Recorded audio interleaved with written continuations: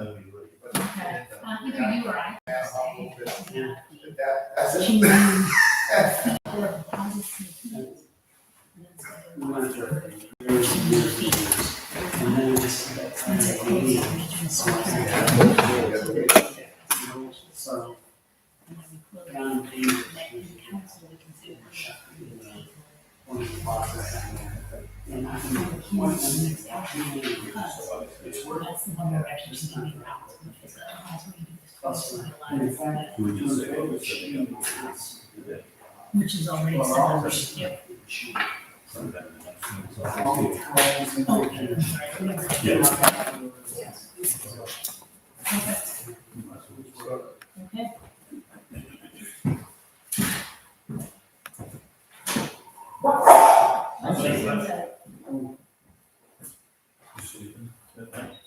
I am now, within the last 4 or 5 days, I'm starting to see, where the past work. Yeah, come on in there. I didn't want to interrupt this meeting. Need help? I can't see the bottom to see if the microphone's on. Not yet, not yet, they won't let me. See, that should be disappearing. Switch to switch.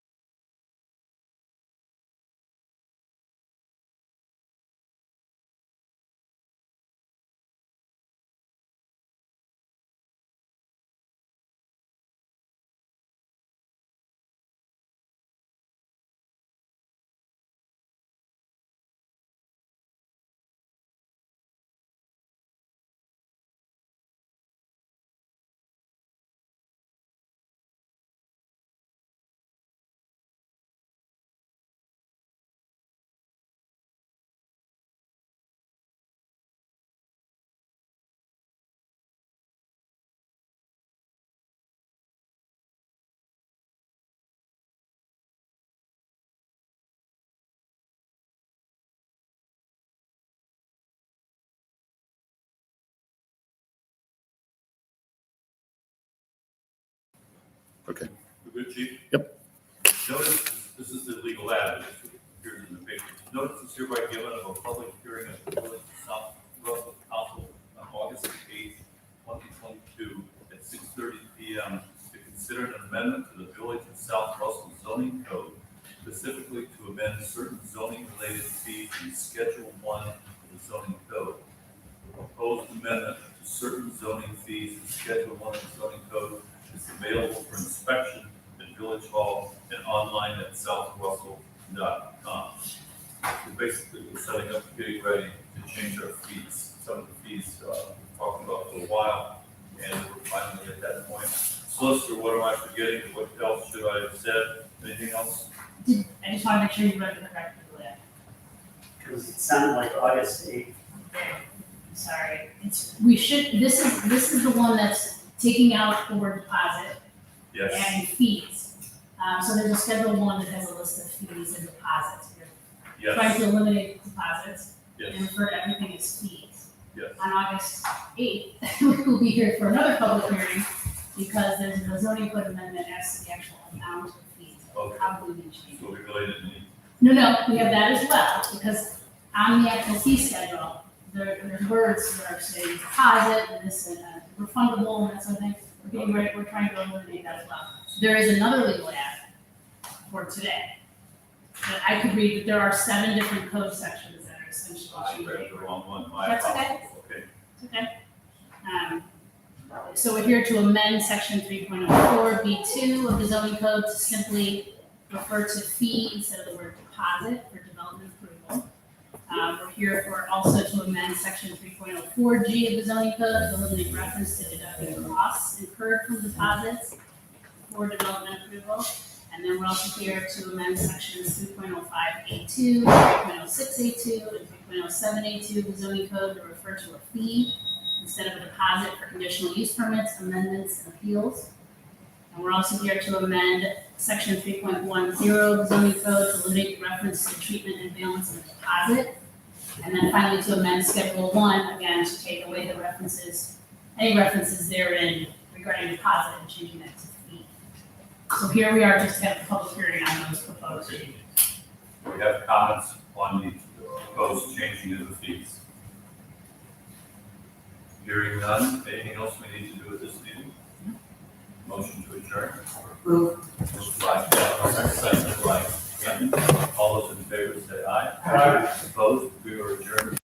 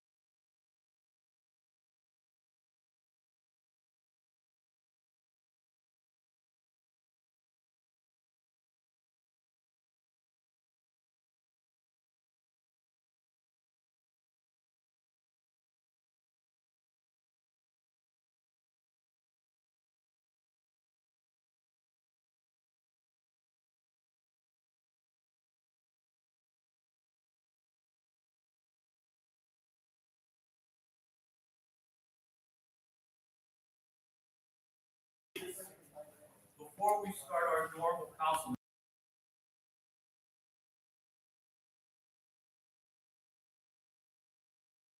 today is Monday, July the 11th, 7 p.m. This is the South Russell Village Tax Budget Hearing. The fiscal officer will take the roll. Porter, Here. Berger, Here. Ham, Here. Kavanaugh, here, Dewey. Here. Bell's absent. I'll turn the floor over to the head of the Finance Committee, Dennis Galicki. Thank you, Mayor. The fiscal officer prepared and distributed the 2023 tax budget to the mayor and council.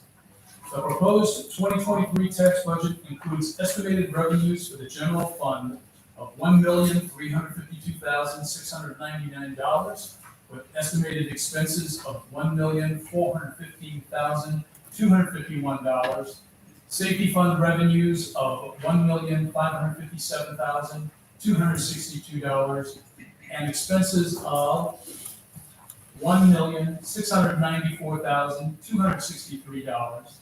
Operating fund revenues of $256,967, and expenses of $433,943.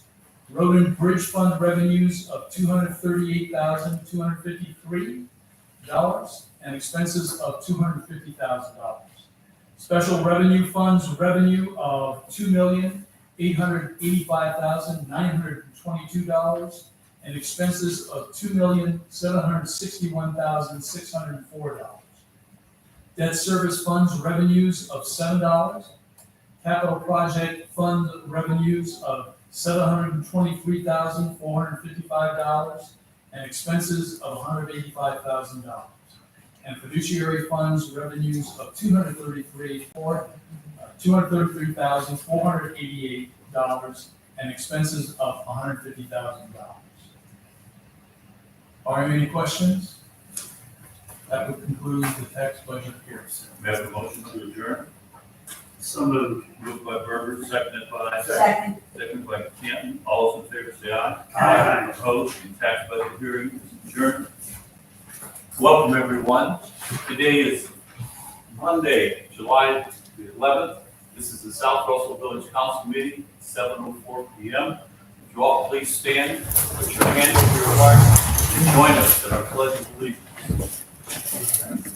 I pledge allegiance to the flag of the United States of America and to the republic for which it stands, one nation, under God, indivisible, with liberty and justice for all. Please be seated if you can. Fiscal officer will take the roll. Porter, Here. Berger, Here. Ham, Kavanaugh, here, Dewey. Here. Okay, we have minutes of the June 13th regular council meeting minutes. Any changes or corrections in those minutes? I have one change. I want a word deleted, please, on page 8.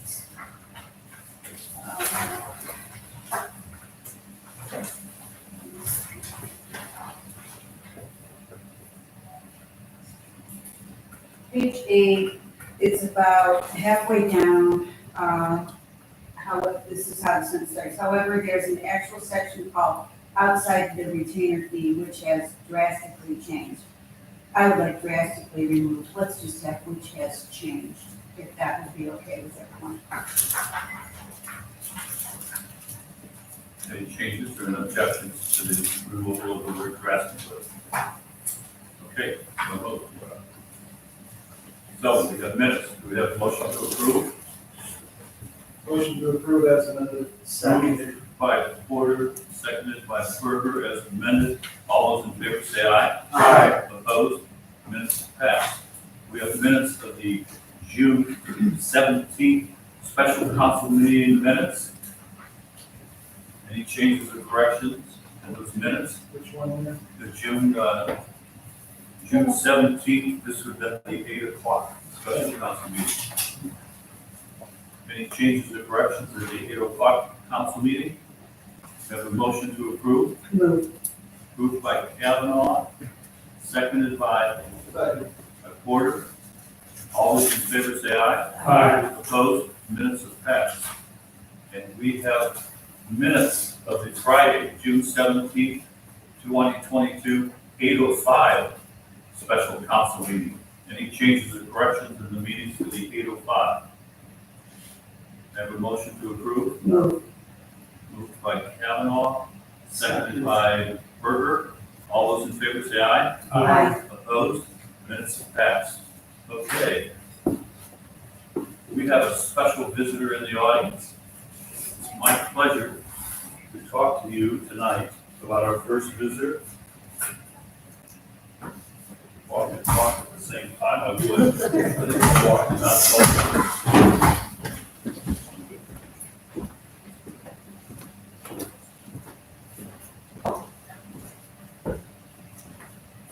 Haley Gavnetti is a candidate to be a part-time police officer. She has been interviewed by the HR committee, by the safety committee, and she spent an hour with me yesterday touring the village.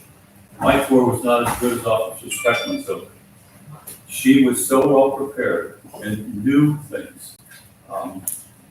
Obviously, she did her homework and she was prepared. She knew things.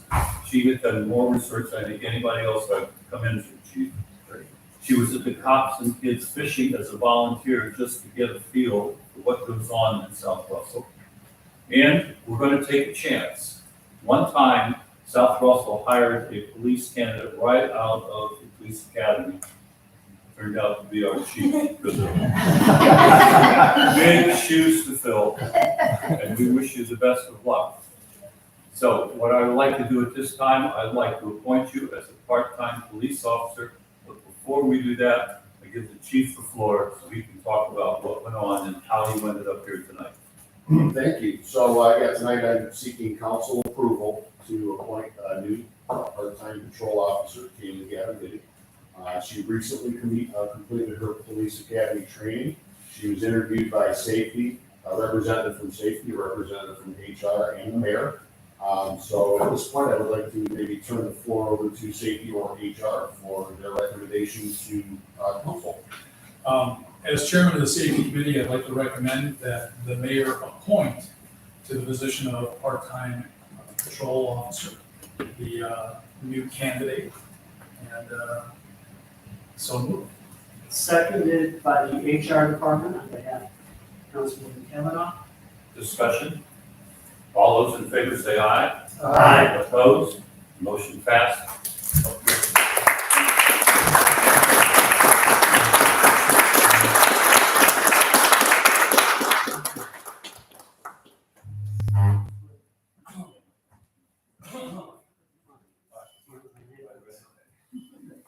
Raise your right hand.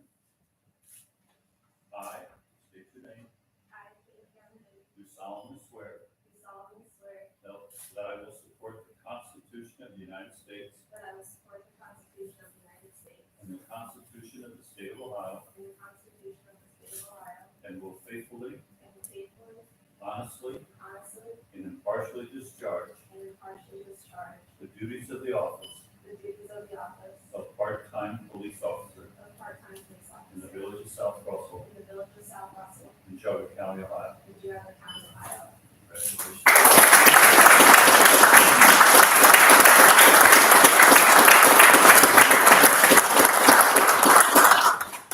Sign right there.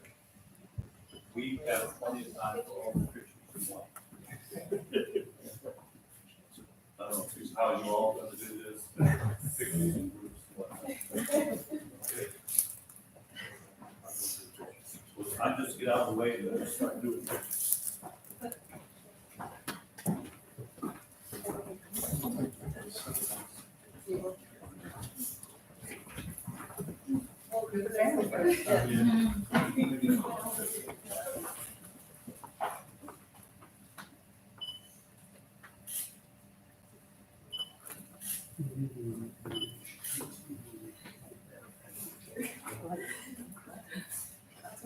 Is everyone getting?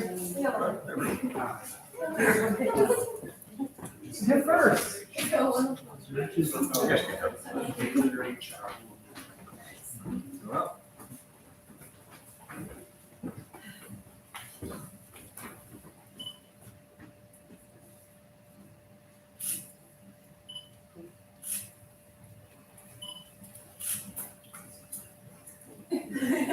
Thank you. All right.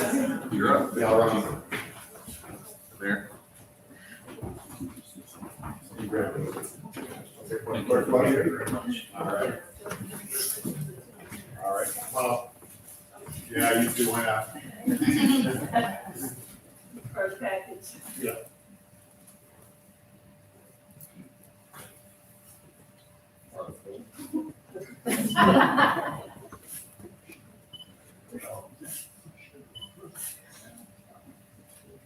we go. All right, thank you very much. All of our officers, thanks to all of our officers for coming on in to support Kaylee. Officer McKillen, Officer Harding, Officer Stackman, Officer Kimball, Sergeant Kimball, Officer DeVita. What time was that? Anybody else? We got all. We need to meet mom, dad, and this young man too, we need some names. This is my son Lucas, he's 11 years old. I know this. This is my mom Sherry Gavinitti, and my dad Ken Gavinitti, and my sister Emily Gavinitti. Just wanted to say, as you can tell, this is kind of a neat atmosphere we have in South Russell. We will do everything we can to take care of your girl. Woman. Those guys behind, that you see here, and the other people that are here, and the employees that are here, we're into safety, but we're also into community involvement. She's got a great role model here, and you've landed very well for your first job. We wish you the very best of luck. You're all welcome to stay for the next probably 2.5, 3 hours. I'm sure you all have something else to do, so thank you all for coming. That's not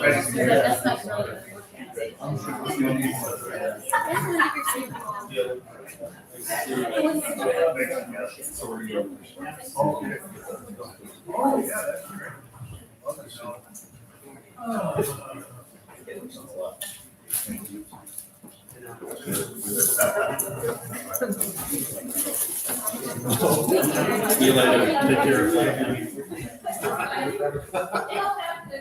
Right.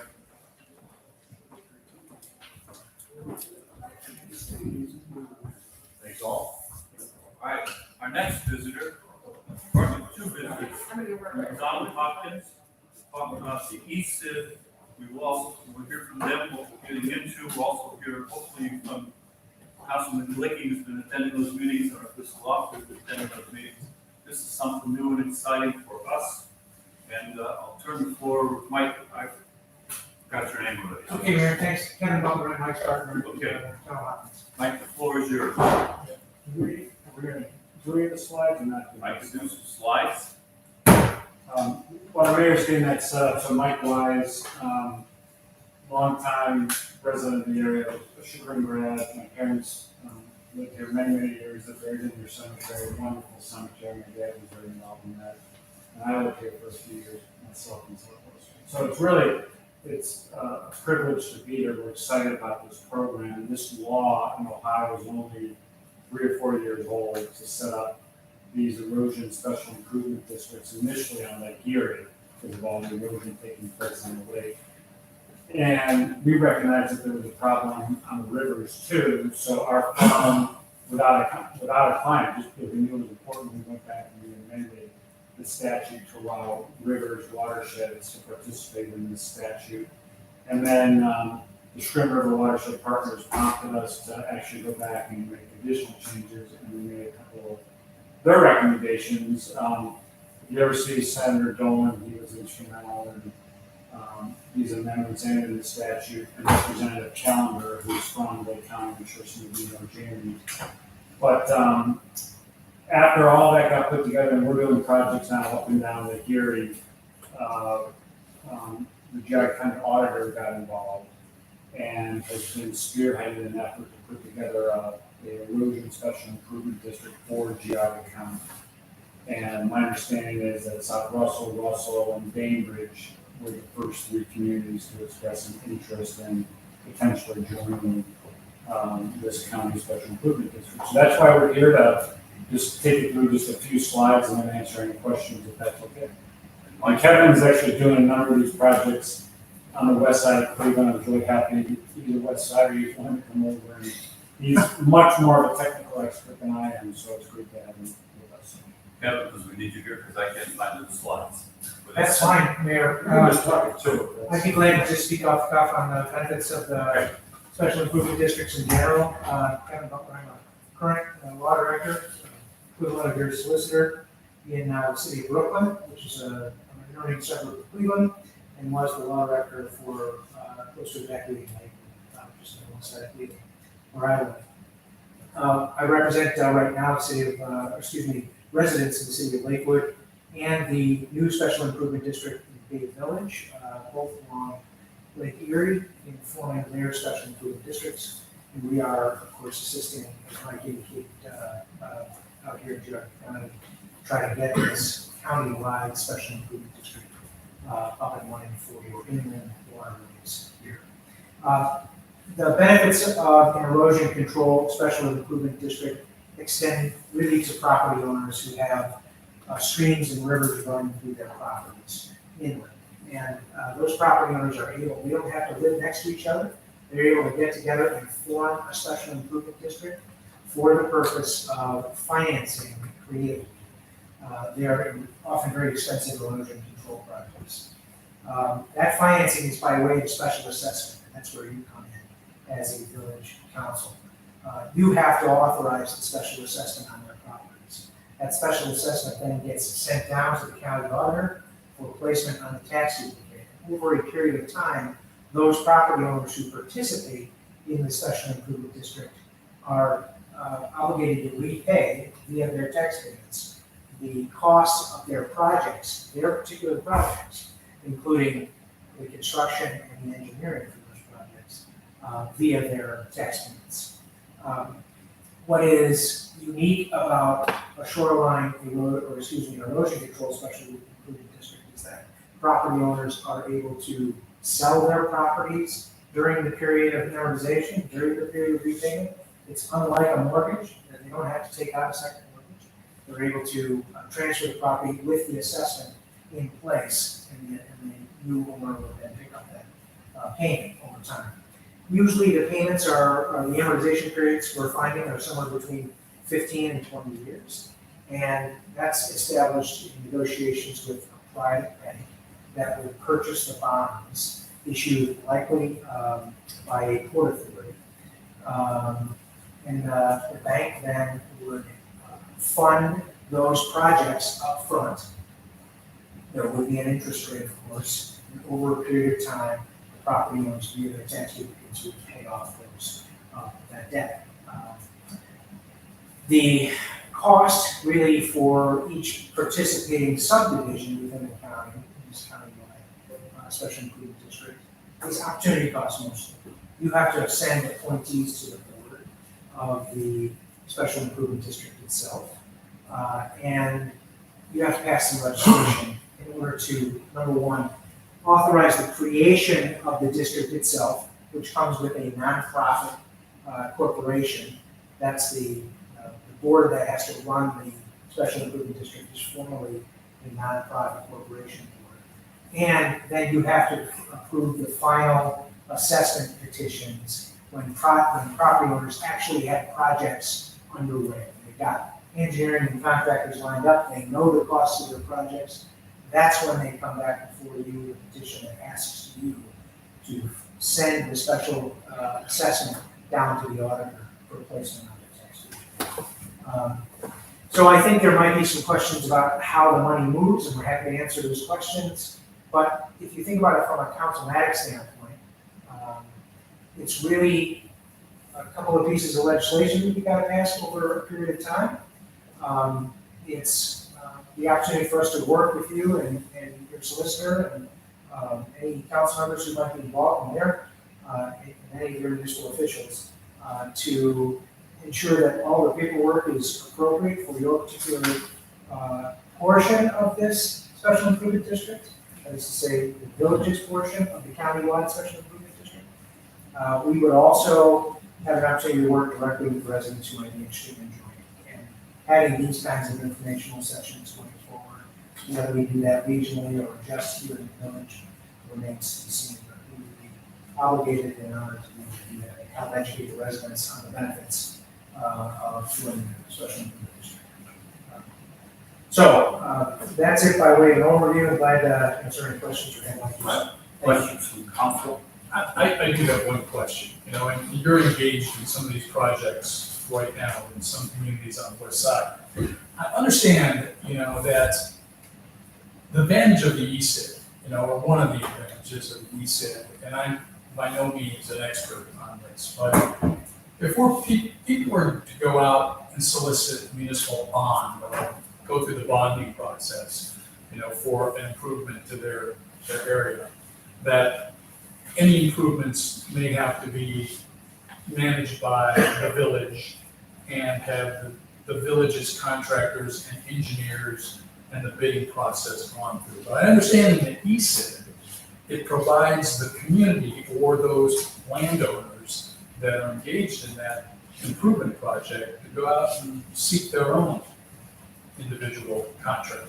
That's correct. So that provides them a little bit of opportunity to save some costs, potentially.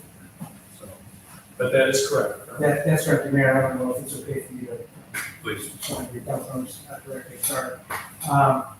That is correct. And I think that's a very elegant portion of this. It really places the burden and the opportunity in the hands of the property owner, him or herself, and not on the municipal government. Engineering stays out of it, the finance department stays out of it, other than the cost, I think, this low retainer fee, your finance department stays out of it. And all of those additional common costs are ultimately borne by the property owners themselves. And if they can find participation from other entities, state entities, for example, we've had lots of conversations with folks in Columbus about helping to further benefit these property owners who have these very expensive projects. That's all on them. Those property owners really then have the opportunity to engage the contractors, engage the engineers, work with ODNR to the extent that that's necessary, work with the local watersheds, and the village government, the municipal government largely stays on it. Other than the aspects of the touches that I mentioned, pieces of legislation and sending some to the board, the village government stays on it. What then ensures that the work that's done meets local, state regulation? Well, certainly permitting is important, right? So to the extent that any of these projects require permitting from a local or state permitter, then property owners are going to have to comply. No doubt. It's not as if it's not like we're giving folks the opportunity to build a structure without pulling permits. That's not right. But that's really the extent of the regulatory aspect of what the village may do. There's no, I'm not even certain the village would be involved in the kind of, like you might. Well, we're working on a project right now, the Yarmouth Corps had to issue a permit. So you've got that whole regulatory regime from the Yarmouth Corps, and then they have to go get a permit from in this case, from the township as well. And then finally, we've got the ESID board itself, which is that perfunctory? It's really perfunctory. Okay, so the permit process is the key part of it. I think engineering is going to be essential. Engineers engaged by the property owners will have quite a bit of knowledge and permitting and safety requirements. Something that's got Army Corps, that sounds like it's huge. That sounds like. Well, the one we're doing right now, they permitted it in about 3 months. It cost, I don't know, $8,000, for the firm to run it through the Army Corps. So I'm actually impressed with.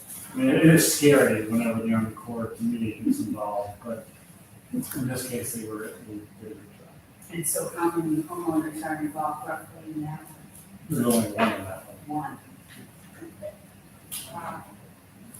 So I just want to verify, so look at the village with the bond, whether it's through bond, the project would become ours, and then we have to do prevailing wage and all that stuff, which raises the cost, right? I don't believe so.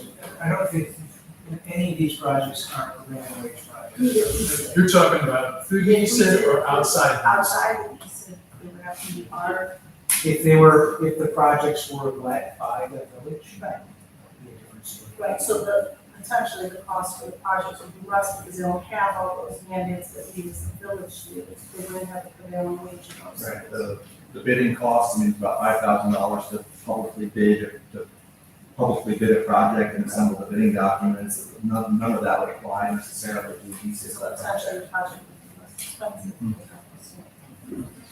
The closest, pardon me, the closest cousin, I think, to the erosion control, especially, is something like a business district. Or, in downtown Cleveland, you'll see those folks wearing ambassador shirts, yellow and blue ambassador shirts, and they're there to guide people and pick up the garbage. That's a special improvement district. Property owners within the downtown area, downtown Cleveland, pay into a fund that pays for that service, and that fund was created via assessments and paid off through the tax rebate. The difference in that situation is that those property owners are there unwillingly or willingly. And if there are enough property owners within a contiguous area that vote to form a special improvement district, and the government agrees, then that special improvement district can begin to levy those special assessments on the property owners, whether they like it or not. Here, in an erosion control special improvement district, everyone is there voluntarily. Everyone who is forced to pay via special assessment has a project on his or her property, has signed a couple of petitions to not only permit the creation of the district, but then also ask for your permission to be specially assessed. Everyone is there voluntarily, and that's why you can't rely on continuity. Property owners within an erosion control special improvement district can be far apart from one another, which makes a countywide inland waterway special improvement district all along the Valley Army to get more people who would be interested in joining the special improvement district. Dennis, anything else from the meetings that you said? You know, I like to say, Mayor, the one thing that I wanted the board or the members to clarify today was potential cost savings. I think, from our sit in meetings, and I don't want to put words in Councilman Berger's mouth that he already has not said, but as he said in the last council meeting with the conversation with elected official from Bainbridge, this is a no-brainer. And I think there's a lot of advantages to this ESID project. So I have no questions. Chris, you have anything? Yeah, my only concern is, why do we only got 3 municipalities so far in Geauga County? What's holding up the rest of them? Well, I mean, Chuck Walter's done a fantastic job, and it might just be a complexity, people just getting their arms around it quick enough to make the decision, because I think it is. I mean, I was 8 years a township trustee, and all the people that used to come to us, and I wish I would have had a tool like this to say, you know what, we joined this countywide effort, here's the pathway. And I never had that tool, so I think it's a great tool. I have one more question. I know in the utilities meeting you were talking about, so the initial engineering, there's gonna be initial engineering to find out how much the project is. If they, if it's a $200,000 project, if they come to us and say, we need to do this, and then once they get the engineering done, they find out it's a $500,000 project and they don't want to go forward. How does that first piece get paid? Well, it would be paid likely by the property owner, but it would have to be paid by the property owner. The property owner has to sign 2 petitions in order for the special improvement district to be formed. First one merely asks that the district be formed. It's not binding. You can have a general faint idea of what the project would entail and what it would cost at the time you sign that first petition as a property owner. The second petition is the one that says, we know the cost of our project and we are going forward. And once the property owner signs that petition, it is the point of no return. That petition is what causes the assessment to be levied against the property, and you can't get out of it.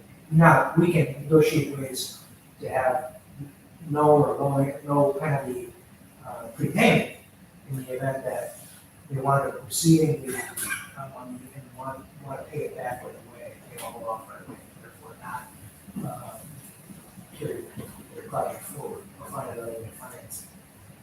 But it's that second petition, that's when we came back. We got some time. But then in case that, you're an engineer, so it's up to them to get an engineer.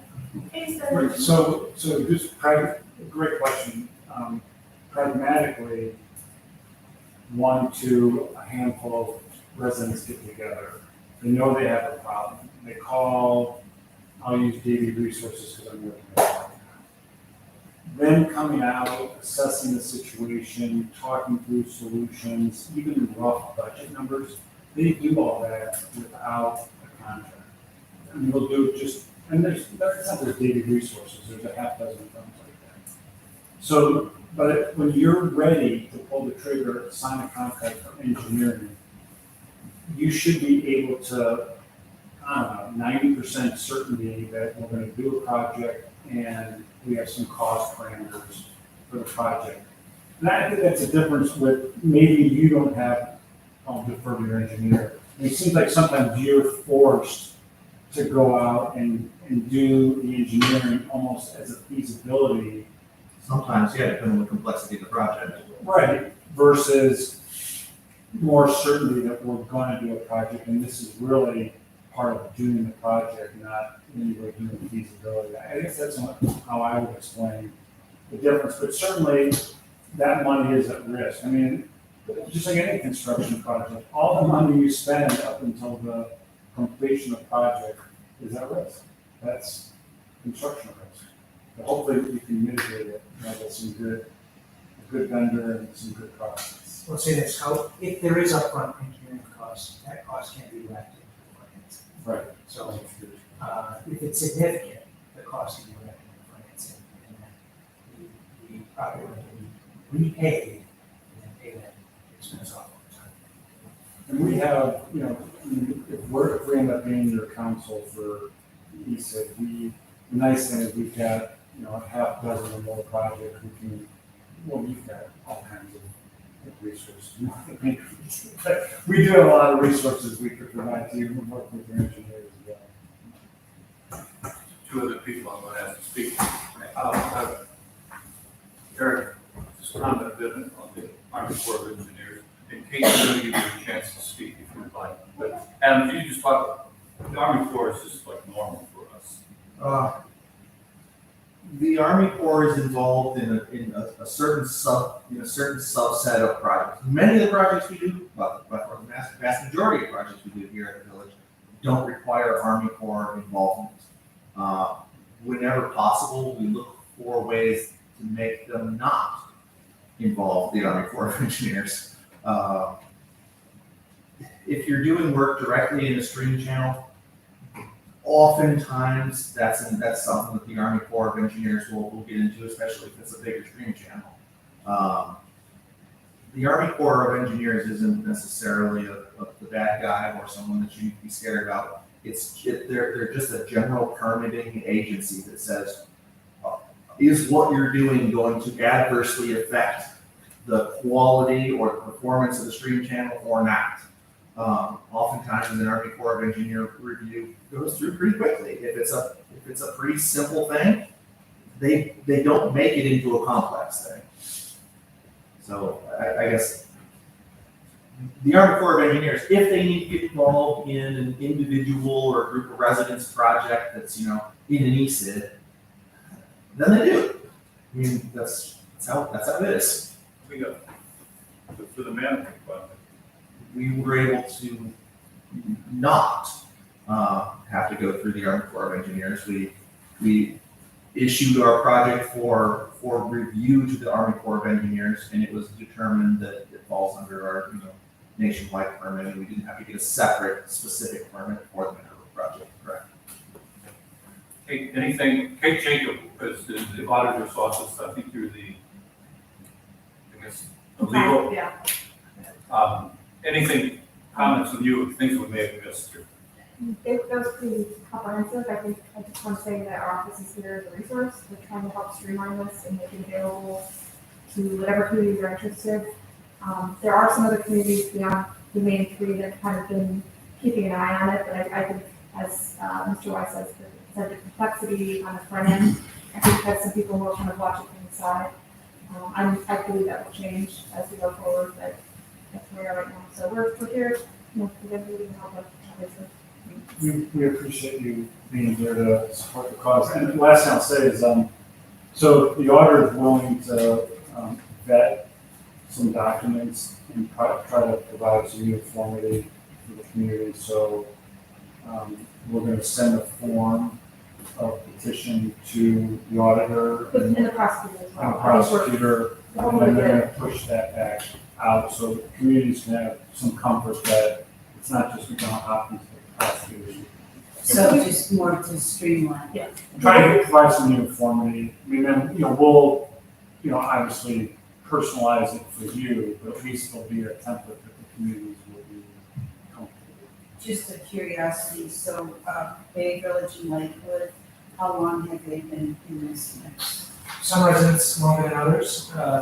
Some residents have been driving forces behind those special improvement districts, and it's really because of their acuity, their acuity of their problems on the lake shore. I can say that the first ever Ohio Shoreline Special Improvement District for Erosion Control was a countywide special improvement district in the county, and we know that, and continue to represent that special improvement district. So this is not our first go around countywide districts. And I would say that in that particular process, there was a period of time within which communities had learned about it and come on board. And we would anticipate the same thing would be the case here. In fact, this is, I think, the first village hall or township hall we've been to, so from the counties. But I expected more communities to sign on, we get the opportunity to educate on that. This has moved rather quickly for us. Government usually works nice and slow. This has come quickly. I think a year ago when we started talking about what we're going to do in Parkland. But basically, we're looking at a $3,000 cost to employ John Hopkins, and we have an agreement which public utilities are going to address in a minute. The other thing, what will be the involvement of Jog Soil and Water and Chagrin River Watershed Partners?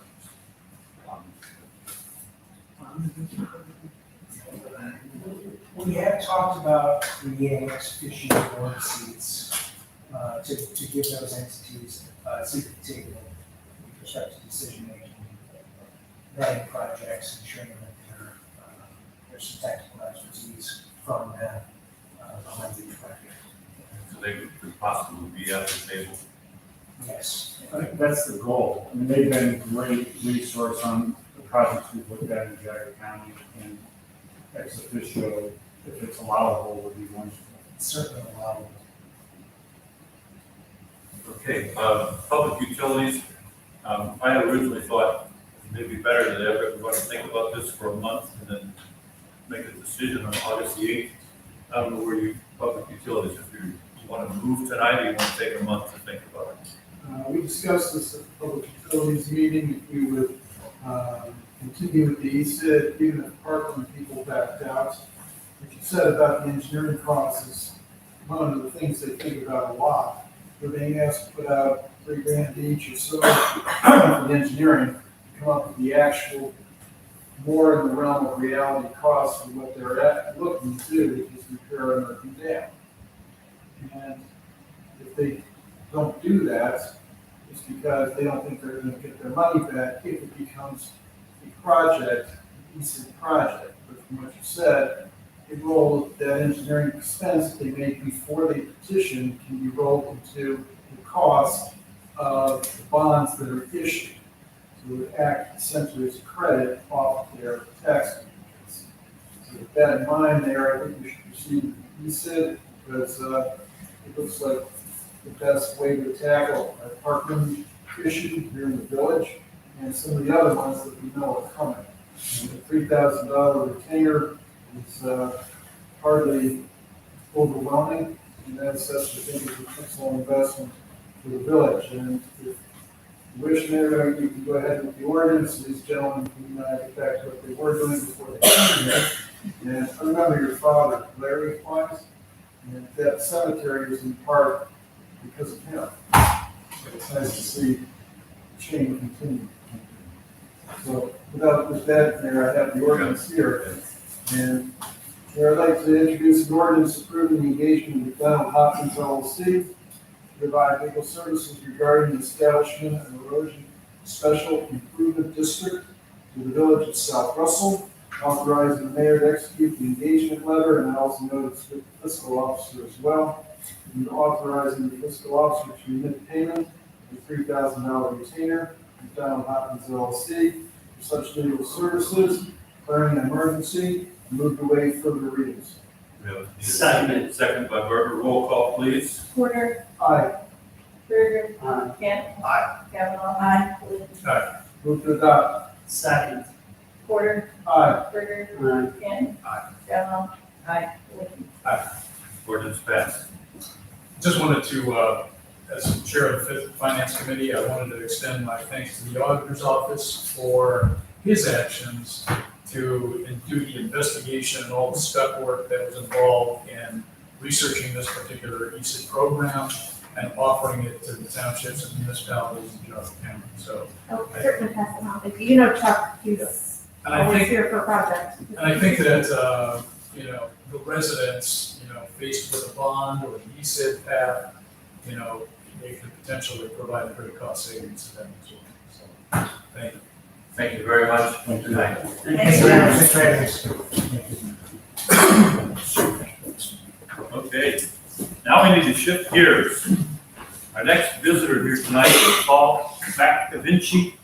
I've been fairly close. Yeah. Always putting in he would like to use Dean Park. Normally we just send this out, but this event is on Saturday, August 20th, and it could involve some publicity. So I asked him to come tonight to talk about it, to remind you when the application, he figures there'll be over 50 people attending, that they would require assistance from the police and the service department. It's involving bands or concerts, and alcohol will be consumed during the event. Paul, I'm going to have the floor is yours, and then I'm sure we'll have questions from council about what your plans for Saturday, August the 20th. Well, thank you, Mayor, and thank you all for having me here. I'm a complete blow-in. I'm from Ireland, citizen as of 2 years ago. But my wife grew up in South Russell, in Kensington Green, Feliciano. I'm sure you know Jose Feliciano. He's my father. And so, so here I am, a fish out of water. A little bit about me. I am an entrepreneur. I set up a conference and trade show company about 7 years ago. And we're thankfully we came out of the COVID experience stronger than we were before. And we're doing quite well. And I say that just so you know that I'm not somebody who's not capable or has experience putting on events of any sort. This is kind of what I do. So this idea for a musical experience, which we are calling Chagrin Jams, was really born of just talking to friends and family about just the need for us all to get together and share music that we like and music that we play. And so it's really as a kind of a community-powered mini music festival, that's what we like to call it. And it's quite giving too much even breadth to the whole experience because obviously we're in our first year and it's going to be relatively small. But what we do want to do is have an event that kicks off somewhere around 4 o'clock in the afternoon and then goes till dusk, which I understand is the kind of close off time for us. And within that time, we have up to 4 to 5 musical acts. And when I say that, it's going to be 3 microphones and a couple of speakers, and we'll have talent from around the local area to play for 45 minutes at a time, and we'll have 4 or 5 acts. If this is allowed and we're allowed to continue going on, I'm encouraging people who are in attendance to bring their coolers, to bring their kids, and bring alcohol and food if they wish. but really just bring themselves and make it a community event. We're not charging, which I've learned to regret over the last couple of days, because as the costs rise a little bit, but it's something that we have a sponsor in Lindell Insurance, who's Craig, is ponying up a little bit of money to cover the costs and some of the technical stuff. We have no grand ambitions for it at the moment, other than putting on a fun event on August 20th. And it is hard, and I know this being an events person, it's hard to even imagine how many people might turn up for something. It's a flash in the pan, really. And especially for a venue like that, it's not like we can sell tickets and close off the gates. So my guess, though, based on knowing who I know and us putting it out on Facebook and getting a feel for it, is that we might have like 30 or 40 families there. So my understanding is that there's a limit of 50 cars, and that's my goal, is to get underneath the 50 car limit and then accommodate 100 plus people for 5 hours of just music and enjoyment. I've asked Paul to come tonight, asked him to come tonight, also asked him to come tomorrow night, where the chamber will put on an event. Yeah. We can easily, and the chief and this guys have helped over the years, and Tim's guys have parked more cars if you get that. Okay. So that's not an issue. And it's usually Tim later on Saturday that goes and picks up all the rubbish that's left behind. We have a real spirit of cooperation, but we still could look at 500 people, and that's why the biggest cost is 2 police officers there. And Chief, I forget how many hours is the minimum. Minimum 2 hours, but Minimum 2 hours. It's gonna be 4 or 5 hours. Yeah. You mentioned that, of course, my original curiosity was the comment about the alcohol. Yeah. But you anticipate all the alcohol and food will be bring your own. Absolutely. No vendors will be engaged. No, absolutely not on the alcohol, and if there were an opportunity to have an ice cream van or something there, that would be acceptable. I'm not saying we have to do that, but it's just something we thought, something we might have had, that we might sell ice cream to the kids. Yeah, that happens quite often. Yeah. People sometimes, that's their birthday party, they just bring in an ice cream truck. Yeah. All that nonsense. Yeah. Cars not there, at their homes. I think that's going to be as complicated as that is when it comes to vendor management. So yeah, it's bring a cooler and find a parking place and somewhere to sit in the environment of the pavilion. And yeah.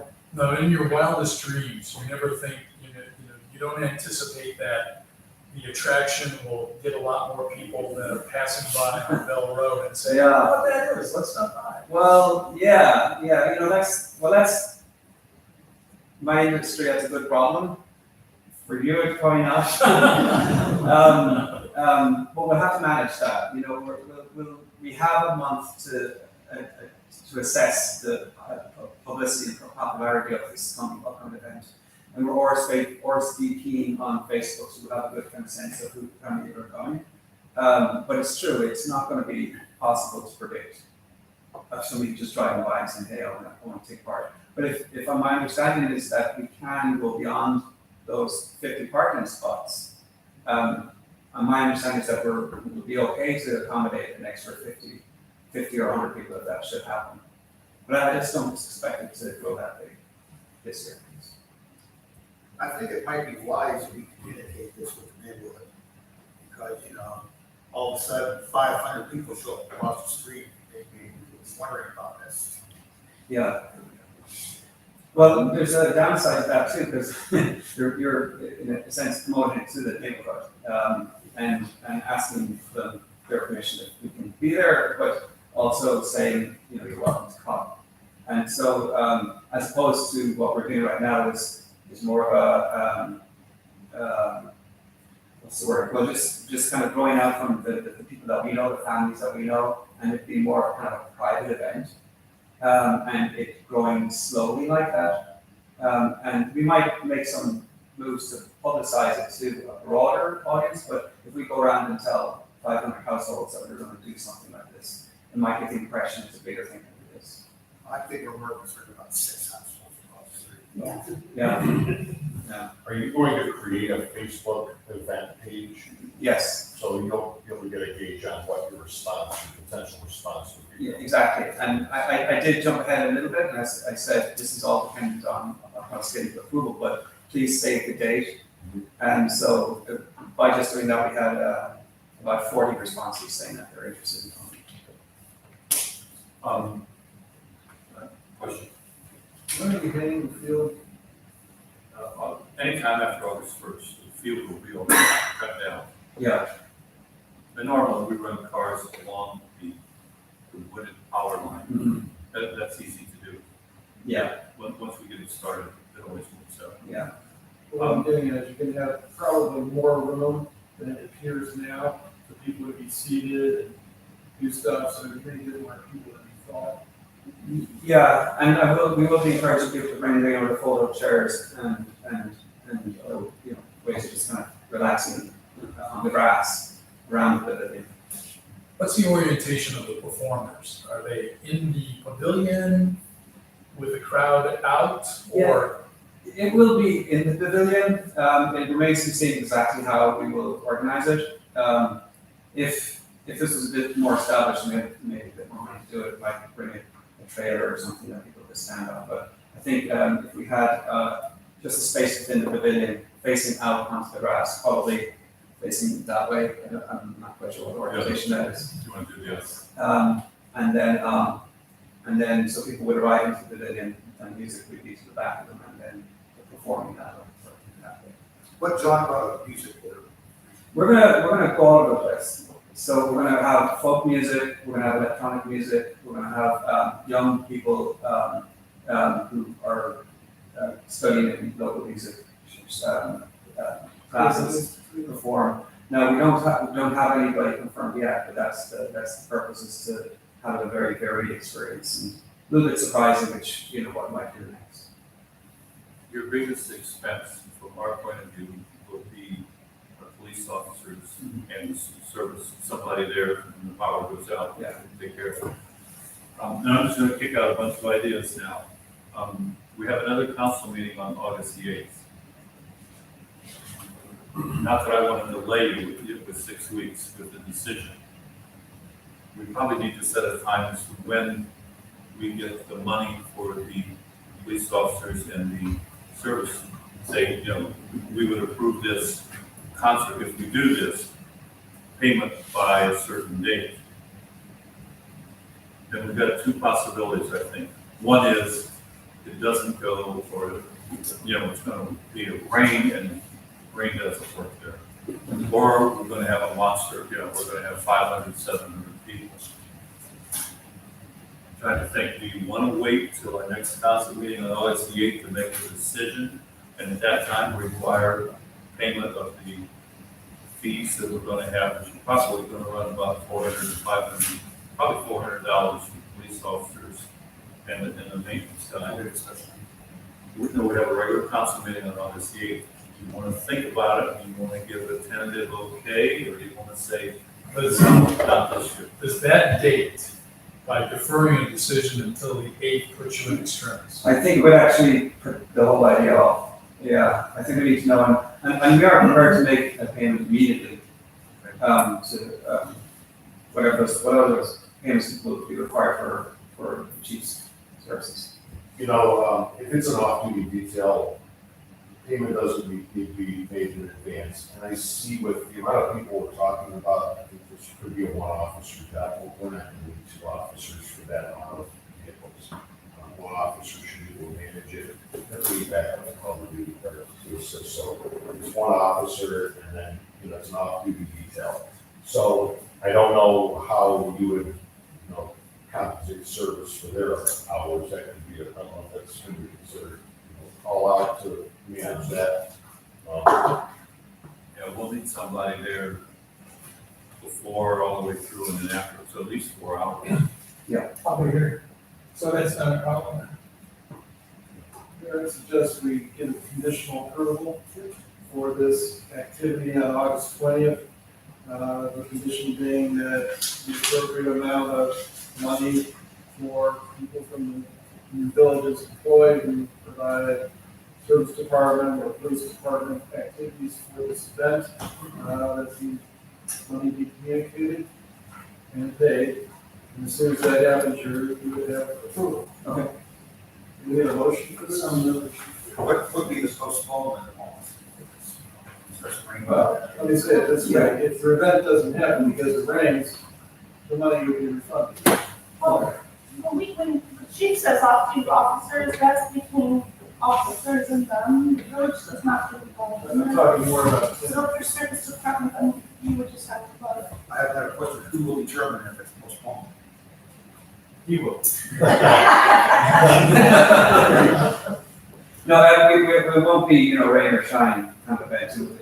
If it's, you know, there's this threat of showers, we go ahead, but if there's any threat of, you know, thunderstorms or, it would be no harm to have to cancel it, since we're not asking people for any entrance fee or anything like that, so it would be a disappointment, but not.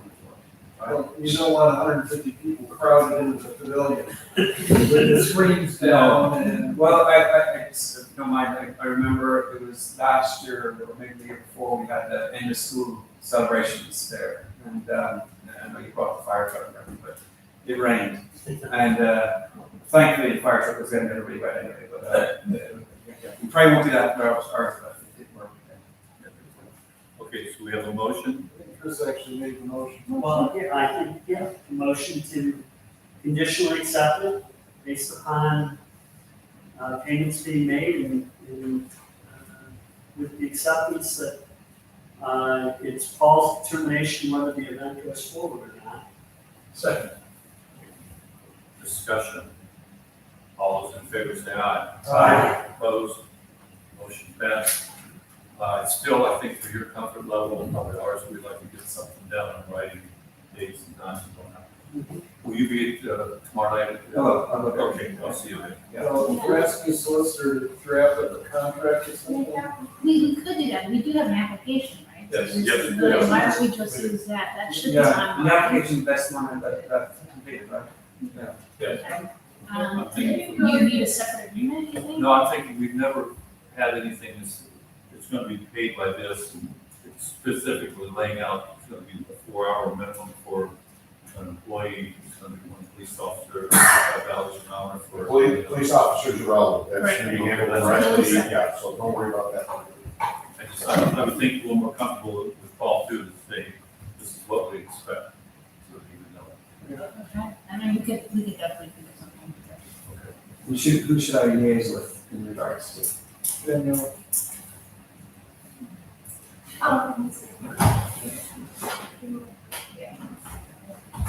Okay, anything else on this issue? So thank you very much. Right. Good luck. Yeah, thank you. Yeah, hopefully you can all join us. Okay.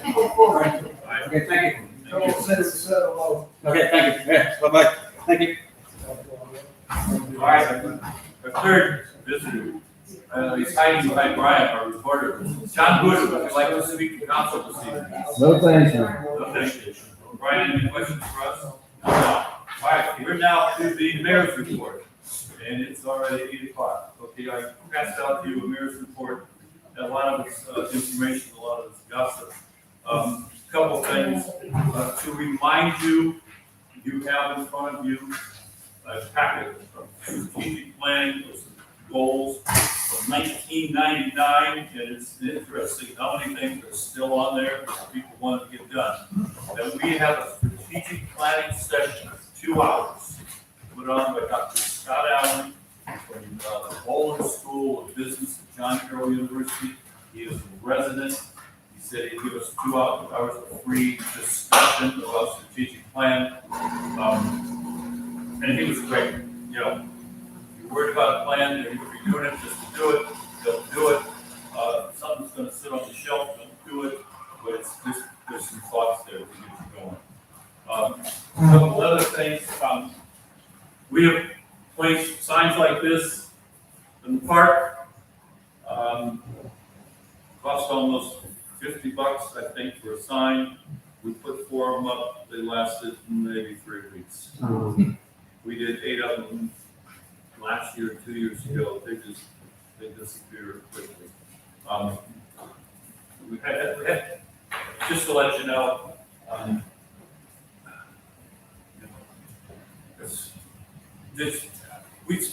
we're not getting complaints, I guess, just to let you know, but it's going on up there. I mean, and too bad about that. Other questions I put in my report. If you got any questions about those, please let me know. If you do get a chance, drive down to Lake Louise. We spent $16,000 with Sugar Bush to clean out their silt pond, and that was not a one-day event. That was a couple-day event, which we originally thought it was just one-day event and $60,000. Not the case. Lake Louise, for $10,000, they redid their silt pond. They simply piled all the dirt up. They now have a fountain in it, cleaning the water, and it was very impressive. I haven't talked to them recently, but I guess it can be done. When you talk to some of these other places and they're talking 40 to 80,000, it's nice to see that it can be done. So what I'll do is let people know, like, hey, the other groups who have pond issues, just keep telling them, we'll take a look at this, we'll take a look at this, so it can be done. Tim, I don't know if you had anything you wanted to comment about what went on with Lake Louise. That seemed to be bang, bang, things done properly, done well. It worked out, all the apples fell in the road, and it worked out perfect to get that erosion control put in. We did some work getting the culvert redone, and it's just worked out very well for me. Okay, I won't spend any more time on the mayor's report. Any questions of the mayor? Do we know the name? No. The only thing I heard is the name was not public, but no, I don't. Who bought the bank? Citizens Bank. Okay. Fiscal officer, floor is yours. I distributed our reports here and follow on all the questions. I just want to give a kudos to Leslie because the cemetery is pretty busy this quarter. I'm having a hard time reading, sorry. The cemetery has been very busy this year, so Leslie's doing a good job keeping up on that. We have a couple more burials planned for the coming weeks, so that's been very busy. And I just want to let you know that I got notification that we will be receiving the second tranche of the ARPA money this week. So that's approximately $197,000 that's going towards that. So I should have all of them. This has been a very, summer's supposed to be easy, Daniel. Fast? It seems like a fast disbursement, the second time, no? No, what, notice wise, we knew it was coming. I didn't about a year from the last one. We actually got 3,000 more, or something, we're getting 190 some plus 3,000. We got an additional, a couple 500 and something. Oh, okay. Anyhow, we got a little bit more than expected. And then I was looking at the income tax collection history. Looks like we're gonna be significantly higher this year than we have been in recent past. And we are significantly higher, and I did ask the county to reflect that on our certificate of estimated resources, because we do have a lot of expenses going on, but it's all based on people working from home. Like, I'm expecting it's gonna stay higher, but next year, they're thinking more people may claim refunds from their employers, because now the employees have to keep track of where they're working. Where up till now, they weren't keeping track of any of those with the headache, but now that they have to keep track of any way we may, that could help us if we want, I don't know, so. But yes, we are significantly higher than the past. Any other questions of our fiscal officer? Danielle, do you want to explain why you included the bank reconciliation in the statement? I included the bank reconciliation in the statement, just so you know, every month I put my financial statements within the online accounts and packets. Because I didn't know if anybody we look at the paper council packets.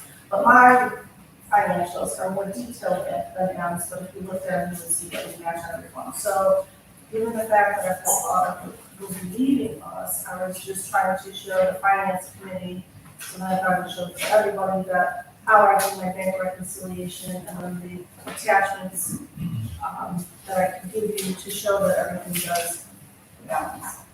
That's why I was looking at that. Thank you. Any other questions of the fiscal officer? The rest of the fiscal auditor, Adam. Thank you, Mr. Mayor. Hopefully you all received your council packet, my report for the month ended June 30th, 2022. Special thanks to our fiscal officer for getting me all the information needed on July 1st. It's really impressive because the bank statements don't come out until July 1st, obviously. So, really helpful in order to get this done at this next meeting. On the first page, you'll see our fund balances. As Danielle just mentioned, we do, and do match the bank as well. So, reconcile to the bank, you see below, these funds total $3.5 million. And these fund balances, which will arrive at the academy, do match, two pennies across the board.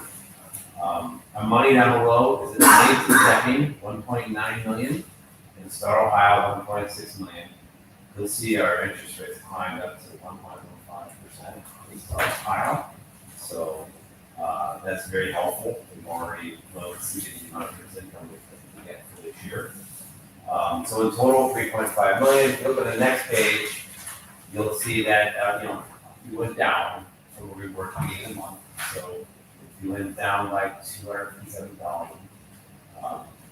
For the year, we're down $88,000. That won't last long. Real estate taxes are coming in. Our second installment, Daniel just mentioned the water check coming in for a grant. So this will change dramatically over the next 2 months. The revenue sources are shown here on page 2. Danielle just mentioned that the cemetery has been very busy, and you can certainly see that here with $5,300 in sales in cemetery of Boston papers. That is by far the most, more than most years. So, we budgeted $5,000 for the year. We're now over $11,000. Cemetery fees, same, right? We're at 64, 63, and budgeting $2,500. So quite active over there. Obviously, it's not always a good sign in terms of welfare of residents, but it's something that I think started to materialize from the original plans that we saw from that cemetery. The other items of note, I just mentioned the interest income, right, we're at $38.54 for the year. We budgeted $14.50. Obviously, we couldn't predict it, the inflation and the raising of the interest rates that they have. Miscellaneous, quite large for the month, 17.8. So it's really 3 things. The largest is government deals, selling some things. On the government deal site, that was $11.2 thousand. Street ball schools being versus salt, and that was $4,400. Then we got a refund from Bureau of Workers' Comp for a little under $1,000. So that's what into that number. But other than that, everything is as to be expected. You will see though we're halfway through the year, and when you look at where we are compared to budget in terms of revenue, we're doing quite well. The only ones that are really behind schedule, there's only one actually, and that's the permanent extension comes in. It's very check there. So there's absolutely no reason to be concerned from a revenue side. And expenses, you can see, total was, looks like it'd be 51%. So everything materializing pretty much really expected. Any questions for me? One unrelated, if the whole fiscal auditor situation were to fall apart, you have to live here to be a fiscal auditor.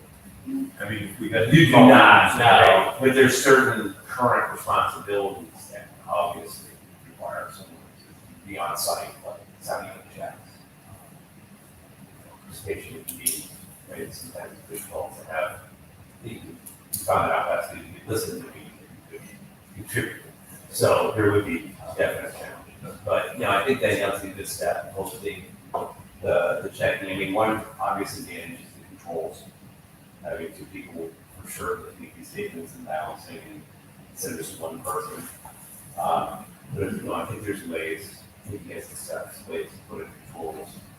I think there's always been the possibility of constantly signing checks. Sheriff finance. Yeah, sheriff finance. So there's things that we have in place currently, things that we put in place. For sure. Questions of the fiscal auditor? This is not the last meeting. Next meeting. Okay. We're at the finance committee. All right. The Finance Committee met on the 6th of July at 10:30 a.m. at Village Hall. The minutes are included in your council packages tonight. There was a special Finance Committee meeting tonight at 6:30 p.m. to discuss the village investment strategy. We'll have a motion on that to follow. And there was a tax budget hearing at 7 o'clock prior to the conduct of tonight's council meeting as well. I have a number of motions to introduce. And the first motion is I'd like to make a motion to approve the 2023 tax budget as presented in the tax budget hearing prior to tonight's council meeting. So moved. Second. Seconded by Berger, discussion. All those in favor say aye. Aye. Opposed, motion passed. I'd like to make a motion to take ownership of the sum of $286 from the police department evidence locker. So moved. Second. Discussion. All those in favor say aye. Aye. Opposed, motion passed. I'd like to make a motion to acknowledge receipt and review by council of the 11 July credit card report. So moved. Second. Discussion. All those in favor say aye. Aye. Opposed, motion passed. I'd like to make a motion to approve the June 2022 cash balances. So moved. Second. Discussion. All those in favor say aye. Aye. Opposed, motion passed. I'd also like to make a motion that the fiscal officer and mayor enter into an agreement with the meter organization to execute the investment strategy as delineated by the fiscal officer in tonight's special finance committee meeting. And I make a correction, by the fiscal auditor, vice fiscal officer. So moved. And I'd like to declare an emergency and wait for the readings on that. Is that an ordinance? I'm sorry. Okay, as long as it's not required, strike. Been moved. Second. Second by Berger, discussion. All those in favor say. Do we, I mean, some members of council were not here to hear this report. So, You can hear that. Sure. okay, so You're gonna do it first, right? Adam can do it. Sure. So it's his proposal. Sure, so Mark, currently meter investments, they work for a number of agencies in Ohio. Most notably Star Ohio, they manage Star Ohio Fund to be company investments. So as I mentioned during the report, we had $1.6 million invested in Star Ohio. Meter manages that. They put on seminars across the state, help municipalities, whether they invest from Vermont. They put together a proposal for us, at our request, about a year ago. An investment strategy to go a little different than what we have now. Right now, we have everything pretty much over, than mentioned before, interest rates are lower than it could be if we had maybe some investments or instruments with longer terms, right? So they gave us a proposal, and we didn't act a year ago because there was a lot of concern over, some new large expenditures that were coming up. We decided, why don't we wait, do a 5-year plan, better timing. Well, interest rates, here we are a year later, interest rates have climbed. And so we definitely don't want to miss out on an opportunity to lock in some higher rates. So we asked Meter to update the proposal June 7th, they recommended a strategy where you have a mix of maturities to invest in. Just to give you a quick rundown, overnight would be about 18%. You have about 20% of your investment in up to a year investment in maturities. 1 and 2 year 18, 3 18, 3 to 4 12, and 4 to 5 12. So a nice mix of different maturities. So you're not putting all your eggs in one basket. And again, about 40% would be less than a year. So it would give us flexibility if we plan to spend money.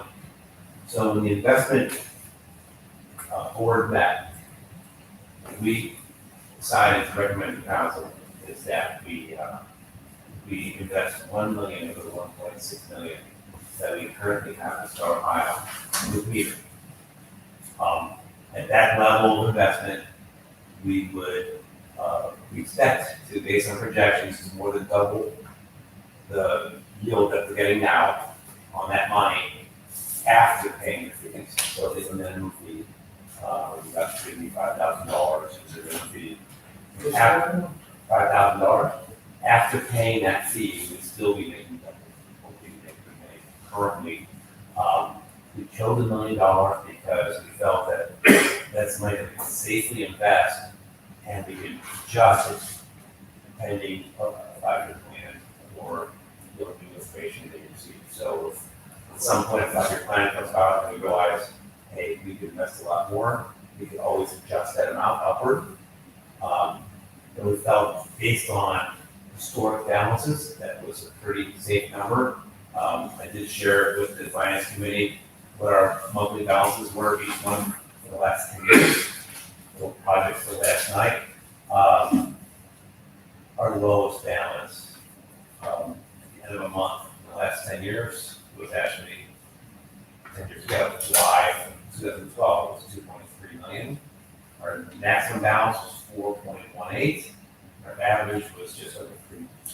So we felt like 1 million was something that we could do, especially with almost 400,000 of that being less than a year maturity, that we could do now, and then we could always adjust that based on council's plans. What's the investment?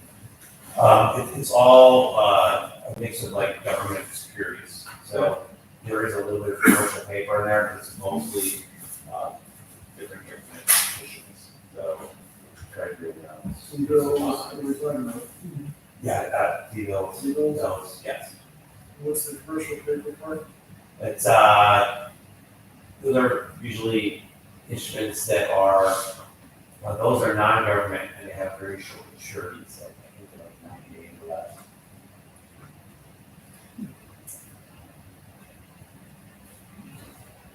And this is in accordance with the revised code that allows us to use certain amounts and not others. Exactly, that's the advantage. That's why we feel comfortable with meter. They know all the. They're very, very familiar with all the rules of what we can invest in, what we cannot invest in. And as far as our community, there is a requirement that we have someone who has either certification of a certified municipal finance administrator or contains, I think, 16 credit hours in a year towards investments, and we have that. We have that. So she meets the requirements for us to go with something beyond Star Ohio. Mark, we view this as a dipping the toe in the water. This is just the first step. And that it'll be adjusted based on the 5-year plan. But so this was a very conservative first step towards having something more than just an interest-bearing checking account, which is Star Ohio. I understand it, but everybody here has been around long enough to remember gold coins and Chester Township and other things that went down off the rails. Mm-hmm. And it all started with, we'd like to have more return on our investment. But from what you described, I think it's okay that everybody up here answers to the voters. And if something goes off the rails, it's not more, either wind or more, is going to be answering. It's us, to the voters. Like, what happened to the money? Okay? So, thank you. I think it's a good idea.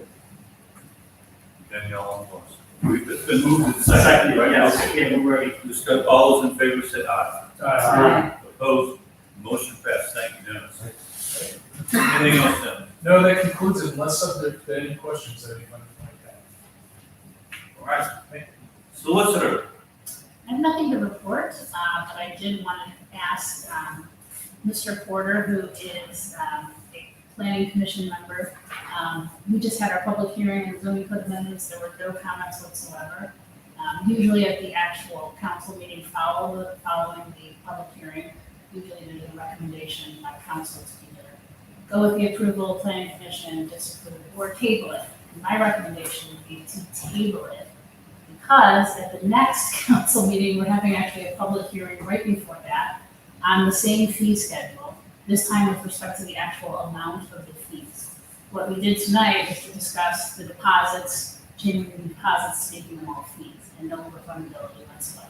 And I think my recommendation is to be a more efficient process if perhaps we table any kind of decision-making tonight on council to accept the recommendation of the planning commission until the next council meeting on the 8th, after the public hearing on the zoning amendment with respect to the actual amount of fees that are going to be changed.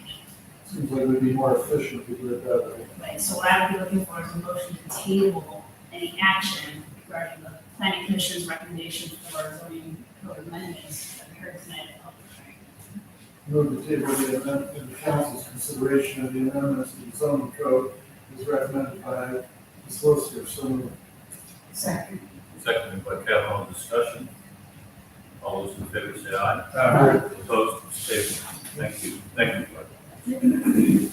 Any questions of our solicitor? Thank you for getting us through that. I'm ready for our seat. All right, Eric, it's been a pleasure seeing everything getting torn up. Absolutely. Thank you, Mayor. The 2022 road program is well underway, as I'm sure you all have seen. The asphalt roadway recycling process has been completed on Ridgecrest Garden Park in Louise, and as of today, Fairview recycling is completed as well. Right now, the road program budget is currently running at an approximate $74,000 surplus, so that's always nice. Costs have been a little lower than we anticipated. I'm sure we can find a good use for that money, and as always, base repairs are to be determined. We have to do proof rolls on all the recycled roads. Typically, Specialized Construction wants to wait at least 2 weeks before we do a proof roll on those roads to assess the need for additional base repairs. So there's going to be a planned lull in the construction activity for at least the next 2 weeks. We're then unable to get a more exact timetable from Specialized this afternoon, but they're working on it. Our next process in the road program, like I said, is to proof roll those recycled roads, assess the need for base repairs.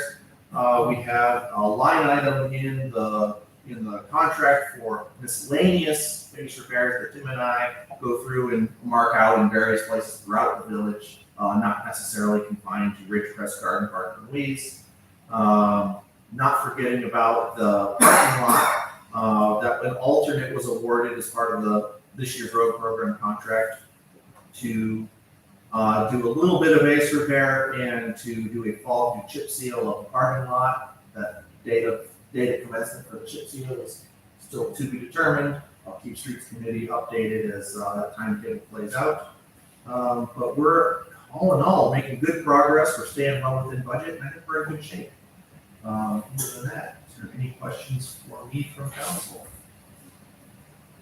You had a meeting with Mr. Excavator. I did. Thanks for reminding me. I totally forgot about totally neglected to comment on our two projects that are about to start for stormwater, the Manor Brook Stream Restoration and the Central Retention Basin Project. We had a pre-construction meeting here at Village Hall with a couple of representatives from Mr. Excavator. It was a good, productive meeting.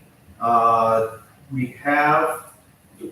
still in the process of getting submittals from them for approved materials. And Danielle and I have completed one of the two EPA notice of intent filings. That was for Vanderbrook. Danielle, I should have the other information for the NOI to work through tomorrow if you're available. I'll be in the village anyhow, so I'll stop by and we can file the application for the central retention basin, and that should take care of all of our pre-construction permitting requirements. But I'm expecting to have shovels in the ground by August. Questions of our engineer? Thank you, Eric. Street Commissioner. I submitted my monthly report to the council. Any questions other than that? The salt dome went from a, let's keep an eye on it, to we need to do something with it soon. I was in touch with the contractor earlier, and he would brace up the wall that's falling. It has moved since last Friday. Councilman Porter will touch on a little bit of what we do. Okay, questions of the Street Commissioner? Street Committee. Minutes of street committee meeting are in your packets. With regard to those couple of issues that came up, street commissioner made a suggestion that the United States flags that are currently still up, I think once the corners too. Correct. Mentioned. These times it might be a good idea to keep them up until after Labor Day weekend. I'm sorry, after September 11th. And because the flags are more durable than what we used to buy in the past, there should not be significant wear and tear on them. And it would be helpful to community spirit to keep them up.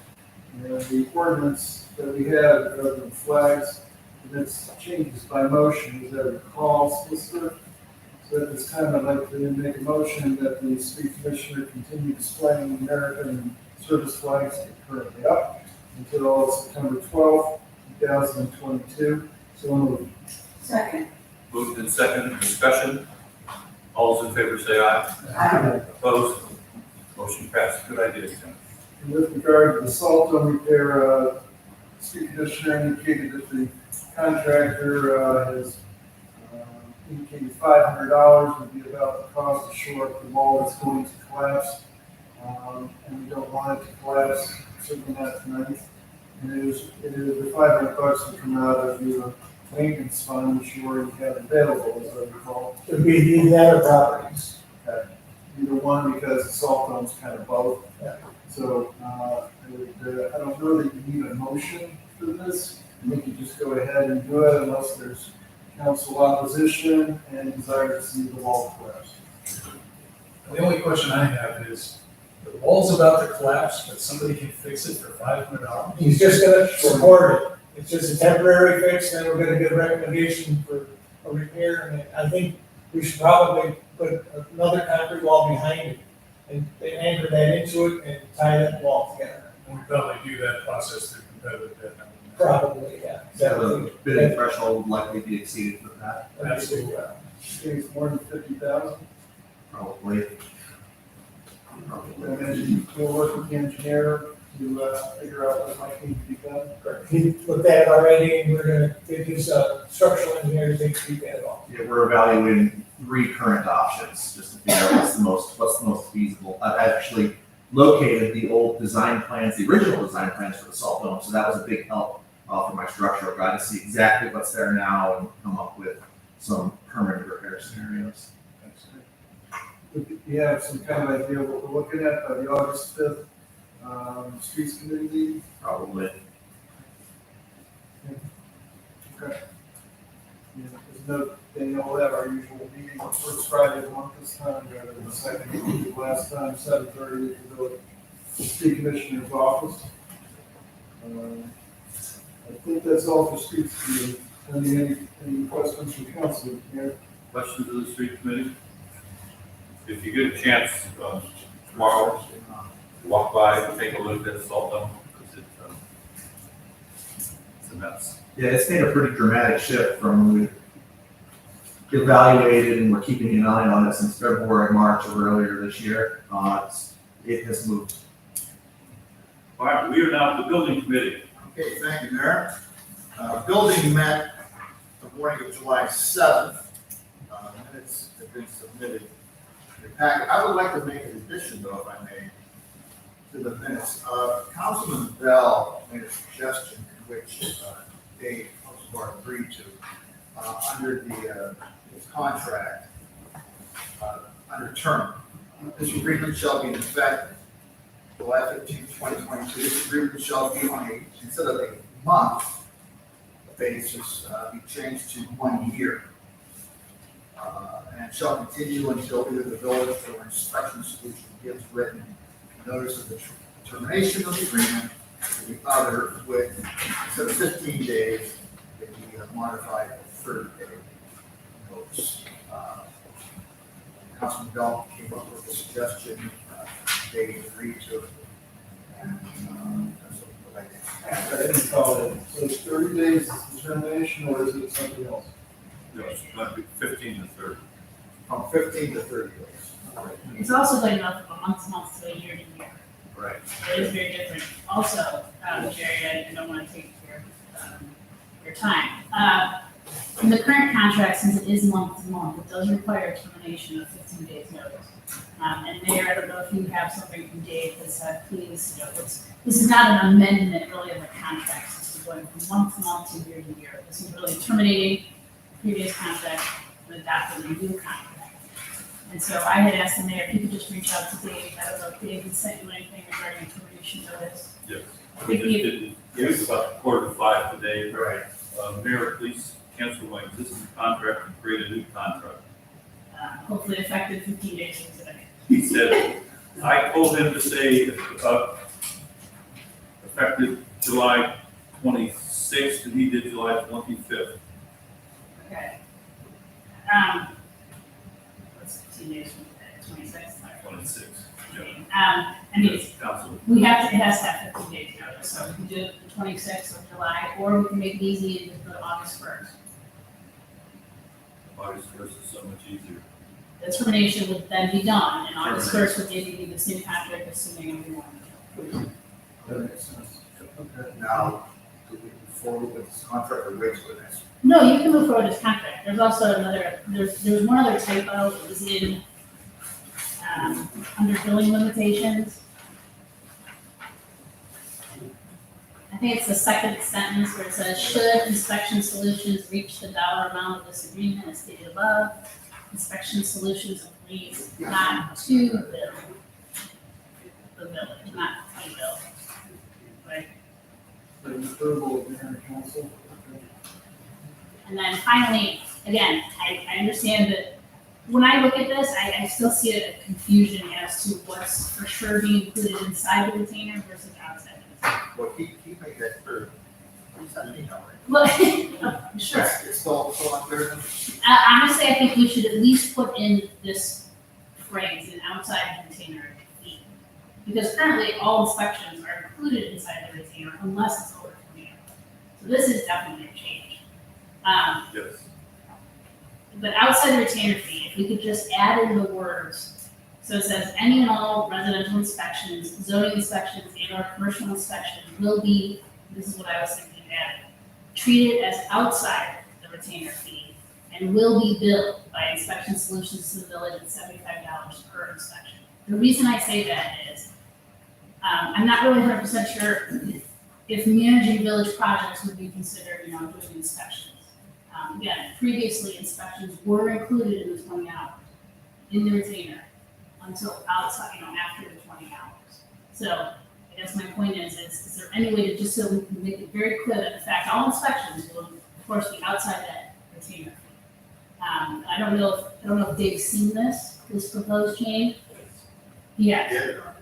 The latest one, not this previous outside. Okay. He's seen everything else. So you should wait perhaps. Well, I mean, you could approve this and then see if he would agree to it. I can't imagine that he wouldn't. It's just explaining what his email, quite frankly, answered those questions. Just making it clear in the contract, because again, we probably won't have that email.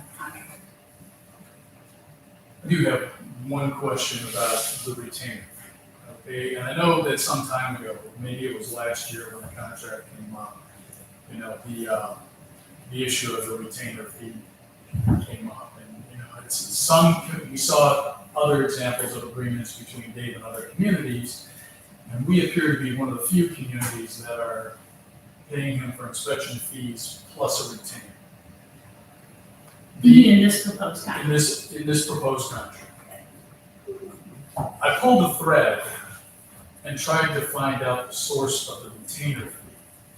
And it would appear that when Dave retired and took on the role of a contractor for us, that the retainer fee might have been proposed in the contract so that he would cover the vacations of our fully employed building inspector. For a number of years, that role hasn't existed. So I'm just wondering if there's been any discussion about why do we pay the retainer fee and not just per inspection fee of $75? I don't know. I have not had any discussions with Dave. I don't know if the building committee had. But I will tell you that the current agreement, I think, was executed in August of 2020. I do not believe there was another amendment last year in 2021. And the current contract still has the retainer, but as you know, the previous building inspector had already been gone by that time. So it's actually 2 contracts ago. So just, keep that in mind. I guess I look at the retainer, it's 20 hours, that's basically an hour a day, where he comes into the office, whether it's look at blueprints or answer questions, and that's what he does, and that's where he gets the 2,000. It's basically that office work, running the department, and his expertise. The other communities, I know he's the hired gun. Just Dave, go look at this roof. Dave, go look at this driveway. For us, he's in the office getting all these things organized and squared away. A lot of good advice. Sure. So we're. Well, I had a question. I do have an ordinance, but go ahead. I know in the language in here, it says in paragraph 3 of the retainer fee, Inspection Solutions' primary commitment will be to the village. Is that a deviation from prior contracts? No, that has been carried over, I don't know how long. Definitely it's in the current contract, and I believe it was in the one previous that. I don't remember, that's why I asked. But if that's new in this contract, that would be significant to me. I don't think it's new, Mark. Maybe right, Brian, but nonetheless, it means we're number 1 for Inspection Solutions rather than 1 of 6, which is the way I thought it was. The current agreement, which was executed in August of 2020, does have that exact same language. However, it's number 3, however, in further consideration for the retainer Inspection Solutions' primary commitment would be to the village. Okay, so that's part of the retainer Yes. part. Yes. So we can approve this if we take out on the second page, not to be somehow. So it's the red line. This was the red line, okay. So the motion is for this contract. It would be an ordinance, and you move to adopt an ordinance approving the proposed agreement. And we'd have to have the effective date. I think that would probably be the best.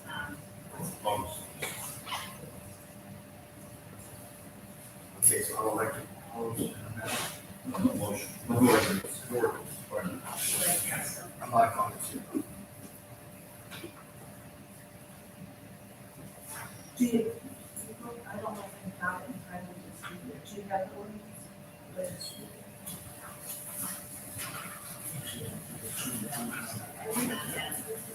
I got the ordinance, if not, Go ahead. Okay, I'm reading this on behalf of you. Thank An ordinance approving the service agreement with Inspection Solutions LLC for the professional building inspection services authorizing the mayor to execute the Southwest Agreement on behalf of the village of Southwest and declaring an emergency. I would suggest adding as amended by the solicitors right on. So we know which one we're talking about. Move to waive reading and declare an emergency. And to be effective August first, for 2023. Make a motion to waive further. Need a second. Second. Roll call. Porter. Aye. Berger. Aye. Ken. Aye. Kavanaugh. Aye. Second. We're gonna wait until unit 4. So we can wait. Needed 5 to wait. Need none. So it waits. Anything else for the building committee? Yes, let's see, yes, sir. There were a couple of days last week that Dave was on vacation. And Dan did a number of, he performed a number of building inspections. I just wanted to make that one. That's all I have. Okay, questions of the building committee? Police chief, you're up. Thank you. I submitted a month-end report, and the only additional topic I'd like to discuss is that over the holiday weekend, July 4th weekend, we did not have a single complaint about fireworks. However, I had a conversation with Sean Davis regarding an email we received from somebody about discharging fireworks. Sean is of the opinion that we need to jump on the bandwagon and make it illegal again for fireworks to be discharged in South Russell. He's very strongly against the current situation, the current law, and he would like to see us go back to no fireworks are going to be discharged in South Russell. So I wanted to kind of throw that out there for you guys to maybe. So neighborhoods can do it? Neighborhoods can do it. They're based on a permit that is approved by myself and the fire inspector, but for the general public, he is strongly of the opinion that we should consider changing our local ordinances. Chief, I can understand the danger.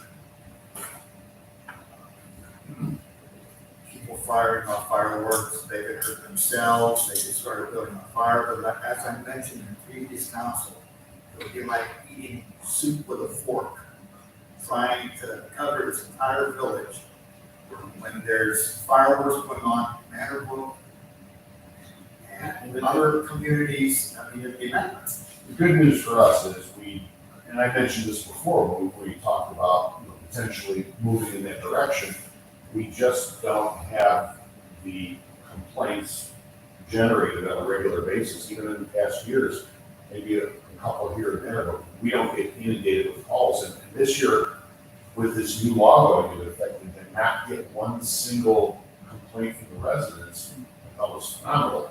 But again, Sean is very strongly opinionated that this needs to change. Again, the liability, we had no rain and how long, we had a lot of dry conditions. Remember lands on somebody's roof and catches the house on fire. Chief, how about if we have Sean attend the next state committee meeting and start there? There should be some conversation, and then we can make a decision based on what they discussed with Sean. Questions of the police chief? Just one, Chief, are sparklers thought of as fireworks? Those are good. Those are okay. Those are okay. I'll look to the solicitor for a definition section. They're in the new law, yeah, of course. anything new concerning fire. The fire inspectors, the arson investigation unit was out, and the most recent conversation I had with them was that they may not be able to accurately give a cause. However, there was some talk about the work that was being done, final stages of work, could have been some staining, and spontaneous combustion could have caused the fire. Okay, other questions to the chief? Safety Committee. Safety Committee met at 0900 on the 7th of July. Minutes are included as part of the police chief's report and council packages. Subject to your questions, that concludes the report. Questions of the Safety Committee. HR Committee. HR met 6 July, 11:30. Okay. In conversations with the chief, we have concerns about the pay range for our part-time patrol persons. And therefore, it is the recommendation of the HR committee that we can make a motion to adjust those pay ranges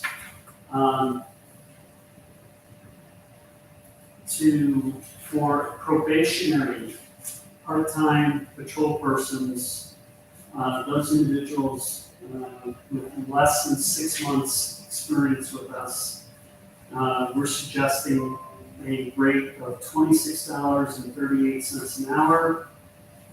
And that once they complete their probationary level, that rate then becomes $30 an hour. Effective July 12th, 2022, which is tomorrow. Oh, no, the July 12th was for the Kaylee, because we didn't state that they would hire and her rate, and then the new pay rate started to at least the soonest would be the 16th. Okay, so we need to, I'm sorry, I apologize, then we need to put this in 2 separate motions. Okay. Is this by ordinance or motion?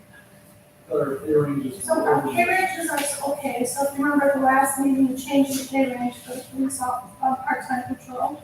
Right. So it goes up to $30 an hour. So you change the range, but that doesn't change what our officers are currently making. So the committee wanted to go with the idea of anybody new with the 2638, which they're all part-timers are getting now, and for the probationary period, and after the probationary period, it would be $30 an hour. So then that changes the ordinance. No, we already changed the ordinance, this would just change the So rate. this doesn't change the ordinance. It doesn't change the ordinance, it changes what we're actually going to pay the employees. I apologize. I did a terrible job of explaining. I was confused about it. That's all right, What I heard. that makes 2 of us. Well, maybe you want to go into just a sense of detail. So yeah, so the range was set last time, we just didn't specify what the officers would get paid at that point. So we set the range, but we didn't make the, Daniel, maybe help me out with this. We didn't set the rate. The rate. Yeah, so we approved the range, but we never said, okay, we're gonna move the officers to the new rate. So this motion will set the rate for starting patrolmen with 0 to 6 month experience. Okay, so let me withdraw the previous motion and I'll submit a new motion. Okay. That for probationary part-time patrol persons, effective July 12th, 2022, that the rate will be $26.38 an hour. So moved. Second. Discussion. Is the date correct for that one? The date is correct, but I Okay. know you start making Okay, it, so second, we It's been moved and seconded. My question is, if we said probationary part-time, do we really, if we hire somebody full-time, they're still probationary, right? Well, yeah, that's totally different. That's a different Right. range. Then you're talking 0 to 6 months. 0 to 6 months is the probationary, right, is the probationary period. So basically, someone brand new out of the academy, this is what we're going to pay them, an experienced officer would be paid Well, differently. no, part-time, so this is going to be a part-time rate, the current rate is $26.38. So somebody brand new, for example, Kaylee coming in, starting, she will start at that rate. After her 6-month probationary period is up, she would move to the $30 an hour. Which would be the next motion. Okay, I got it. Okay, that's splitting All right, it's been moved and seconded. Any further discussion? All those in favor say aye. Aye. Opposed? Motion passed. So now, I would like to make a motion that those part-time patrol persons who have completed their probationary period of 6 months then would receive an payment on an hourly rate of $30 an hour effective July 16, 2022. So moved. Second. Discussion. All those in favor say aye. Aye. Opposed? Motion passed. Good job. Sorry. We got I lost that. I have a question for HR. Did we need to specify, the date Kaylee started, the date she's going to start as tomorrow's date? Well, Because we didn't Oh, specify when we started. Yeah, we neglected to do that in the motion by council to approve the mayor's hiring of the part-time That's officer. self-evident, isn't it? Well, her effective date, Effective date. her effective hire date is July 12th, so tomorrow. So can we make a motion to acknowledge, tell me your name again. Kaylee Gavin Diddy. Thank you. As being hired by the village effective July 12th, 2022. Is So that moved. necessary, Brady? I think it's a good idea. All right. moved. We need a second. Second. Second over there. Discussion. All those in favor say aye. Aye. Opposed? Motion passed. Thank you. Thank you. Okay. I want to update council on our search for the fiscal auditor's position. Simply want to point out to you that one of the considerations we have of the HR committee is that we may decide not to recommend hiring a fiscal auditor, but to include some of the duties of the fiscal auditor with a part-time administrative person who we are going to interview on Friday morning. And potentially shift the way these things are done. There is no requirement that we have a fiscal auditor. So, Actually, there is a requirement that we have one, not by your revised code. but by our own, yes, we could amend our local rules to not have one. And we may be able to combine job duties. So I'm just making you aware, we're going to have this conversation, this interview on Friday, and then HR will make a recommendation in August as to which way we might want to go. So I'm just trying to get out in front of it. Questions of the That's HR committee? I don't really have a question, but I have a comment. And maybe this is again really more towards building committee, but I'm gonna go with HR because I don't know what else to say. Since we did not waive meetings on the ordinance for Dave's contract, and now it's effective 15 days and it terminates, in order to do a second and third meeting, I think we need a special meeting of the council. Otherwise, the next council meeting will be already well after his termination date. We have a special council meeting on Monday, July 25th, from 8 to 10, to do strategic plan. I didn't do that. Okay. We can do that. That's 2 weeks from now. Do we want to wait that long? Because that will only be 2 meetings. It's not, you Or still still have wait to enough have, to wait. you still would have, right, you could have the enough to wait, we might not, so. I Right. just wanted to make that clear, because again, we just got the 15 days notice. Just wanted to put that. Can you do it back to back like we did? Technically, this is 26. You can do that. Okay. Okay. Just wanted to let you know. So we're gonna post the notice for a special council meeting July 25th. Strategic plan, And expected solutions contract. Second. okay, Now, will everybody be here? I'll be here. I will be here. Okay. Thank you. Hey, anything else in HR? I think we've had enough fun tonight. Yeah, I have indeed. Where's the property committee meeting? Thank you very much, Mayor. Parks Committee met on June 20th, minutes submitted in your packet. When you arrived this evening on your desk, you happen to see a rough draft of the purchases of trees and benches procedure. It is a rough draft. During your future, Danielle and Tim and Liz and I will meet and we will iron out a finished product. Anything else for property? That's all I have. All right, questions for the property committee? Public utilities. Mr. Mayor, the Public Utilities Committee met as scheduled and over the progress in various stormwater items, along with the benefits of the ESID as opposed to single bonds. Engineers, solicitor were in attendance, and I think we've gone over pretty much what we talked about. But I would note that we're going to start digging in August, early August, maybe a bit earlier for both projects. And I think the only thing left is the one's notice of intent to proceed for the permit. And then Mr. Excavator can get started fairly soon.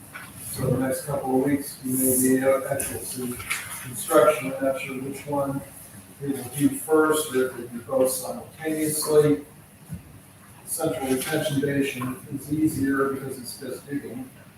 Manor-Brook's a bit more difficult, but we'll also be looking for feedback from the residents of Manor-Brook about the progress and how things are going over there. I'd like to do another public utilities meeting. Councilman Berger might be available August 5th at 7:30, 9 o'clock in the morning. 9 o'clock sounds great. Okay, August 5th. And that would follow the streets committee meeting at 7:30 and then shift into public utilities at 9. And perhaps we'll be able to look out the window on August 5th and see progress actually being done, which would be great. And compliment the engineers for his efforts. Questions? That's all. Questions of the Public Utilities Committee meeting? Okay, before we go to ordinance and resolutions, Danielle, I don't know if you caught Shane sent an email late today, Eric, about the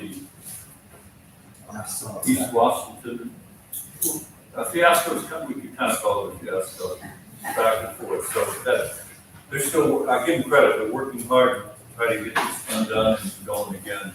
Eric, any comments on? I don't know if you. I did, and I responded back to Streets Committee. What was the email?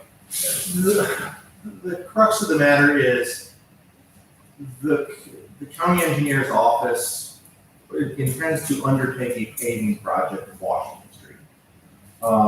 This year? They wanted to initially, yes. So they put the project, and South Russell Village owns whole sections of Washington, and in some places just a lane of Washington Street. So rather than have a very patchworky paving project, Geauga County Engineer's Office came to us and said, hey, South Russell, we're going to be paving Washington Street. Here's what we estimate to be your share of the project. Are you willing to contribute that? And by the way, you can use your MRT funds that have accumulated to almost wholly offset your share. And he said, that sounds great to us.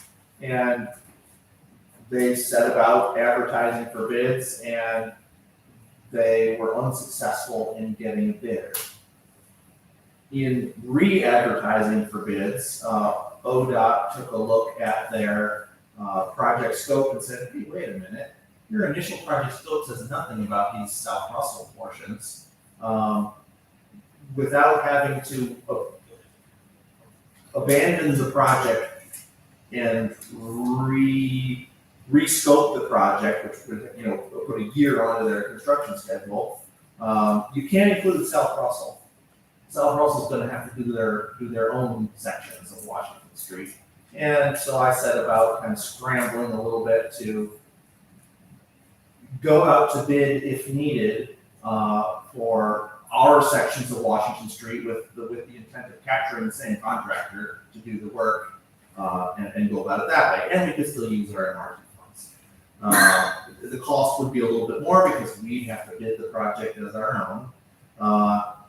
So in the second round of bidding, Geauga County was similarly unsuccessful in getting a bidder. So the project is now pushed to next year. What they'd like to do now, and what I would advise South Russell, my recommendation to South Russell would be, let's have them write us into the scope and we can proceed with it the way we wanted to do it the first time, where we just finance our lane miles of Washington Street under their project. We don't have to bid it, we don't have to administer it, we don't have to inspect it. They do all of that for us. We just pay for the asphalt. That's our asphalt. That was the question that came through from Shane this afternoon at the county engineer's office. And I didn't respond back to him, but I responded back to Streets Committee that I said, yes, we have them modify the scope, include us in, and we can either use our MRT funds to offset our local share or not. We could save our MRT funds for another project and just pay them directly our local share. But that, for simplicity's sake, that would be my recommendation.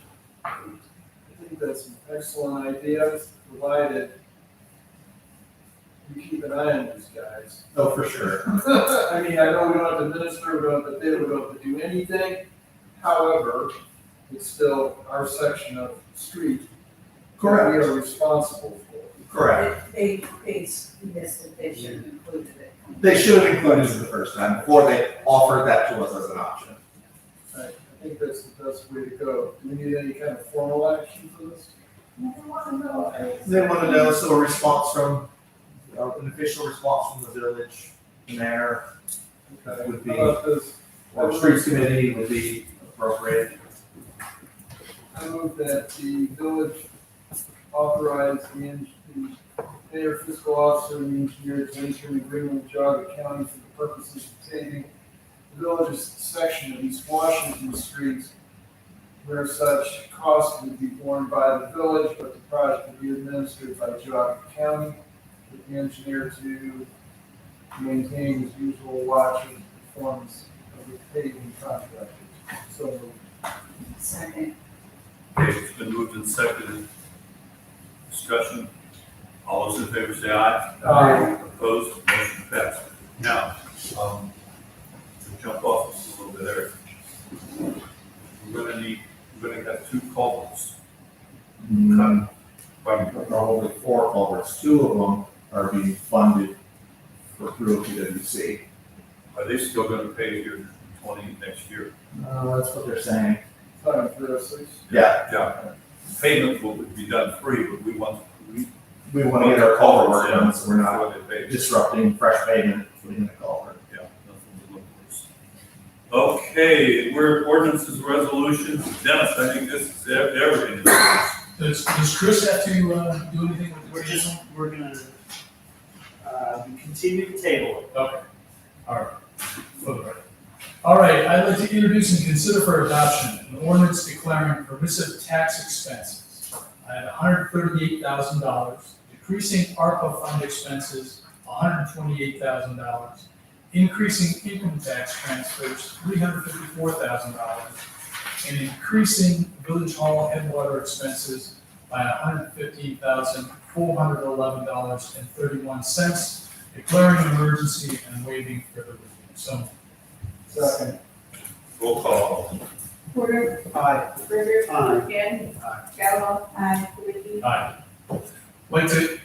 Motion to adopt. Second. Porter. Aye. Berger. Aye. Gannon. Gallo. Aye. Liddy. Aye. Ordinance approved.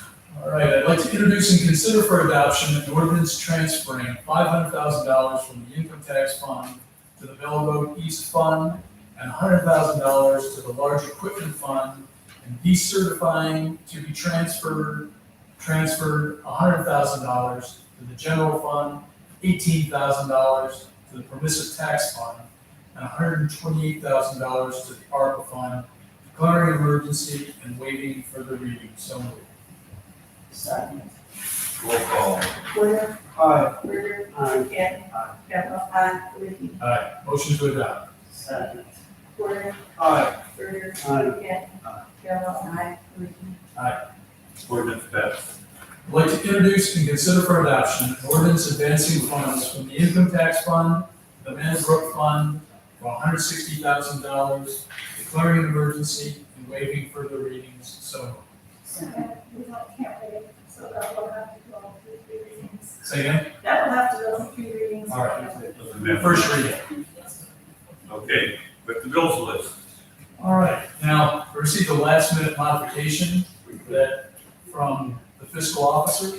So the funds that you see reflected in your bills list in the agenda is not correct. However, I'd like to make a motion to ratify the bills of 14 June 2022 in the amount of $249,251.24. And the bills list of 29 June in the amount of $60,702.17. So, But I just want to explain the reason it's a different total, it's taken out, broke out, it's, we won't have enough. So those are the number of bills we have in mind. Moved and seconded. Second. Discussion. All those in favor say aye. Aye. Opposed? Bills have passed. New other. Porter. Just one thing for HR, is the village getting, with regard as qualified applicants for the fiscal auditor position? We haven't really got, I don't know, but there wasn't any last time up. But we didn't put that ad, because we were discussing what we're going to do with the position. Thank you. Nothing further. Burger. Done. Cannon. Yes, the building will once again meet on Thursday, August 4th at 8 a.m. at the building office. Is that it? Kavanaugh. Kavanaugh's busy looking at the cemetery, talking to Linda Matter and going forward. When is our next, when is the next, flyer go out? September. So you'd have it ready by mid-August? End of August, beginning of September, or we could be a little earlier if everybody has stuff. Okay. That's it. Do we need more? That's everything. Okay, we need a motion for executive session. So for purposes of potential litigation, Pursuant to section 121.22G3 of the Ohio Revised Code and invited the mayor, the fiscal officer, the solicitor. that would be fine, yes. So moved. Second. Need somebody to second that. Second. Roll call. Porter. Aye. Burger. Aye. Cannon. Kavanaugh. Aye. We are not going to executive session at 7:09.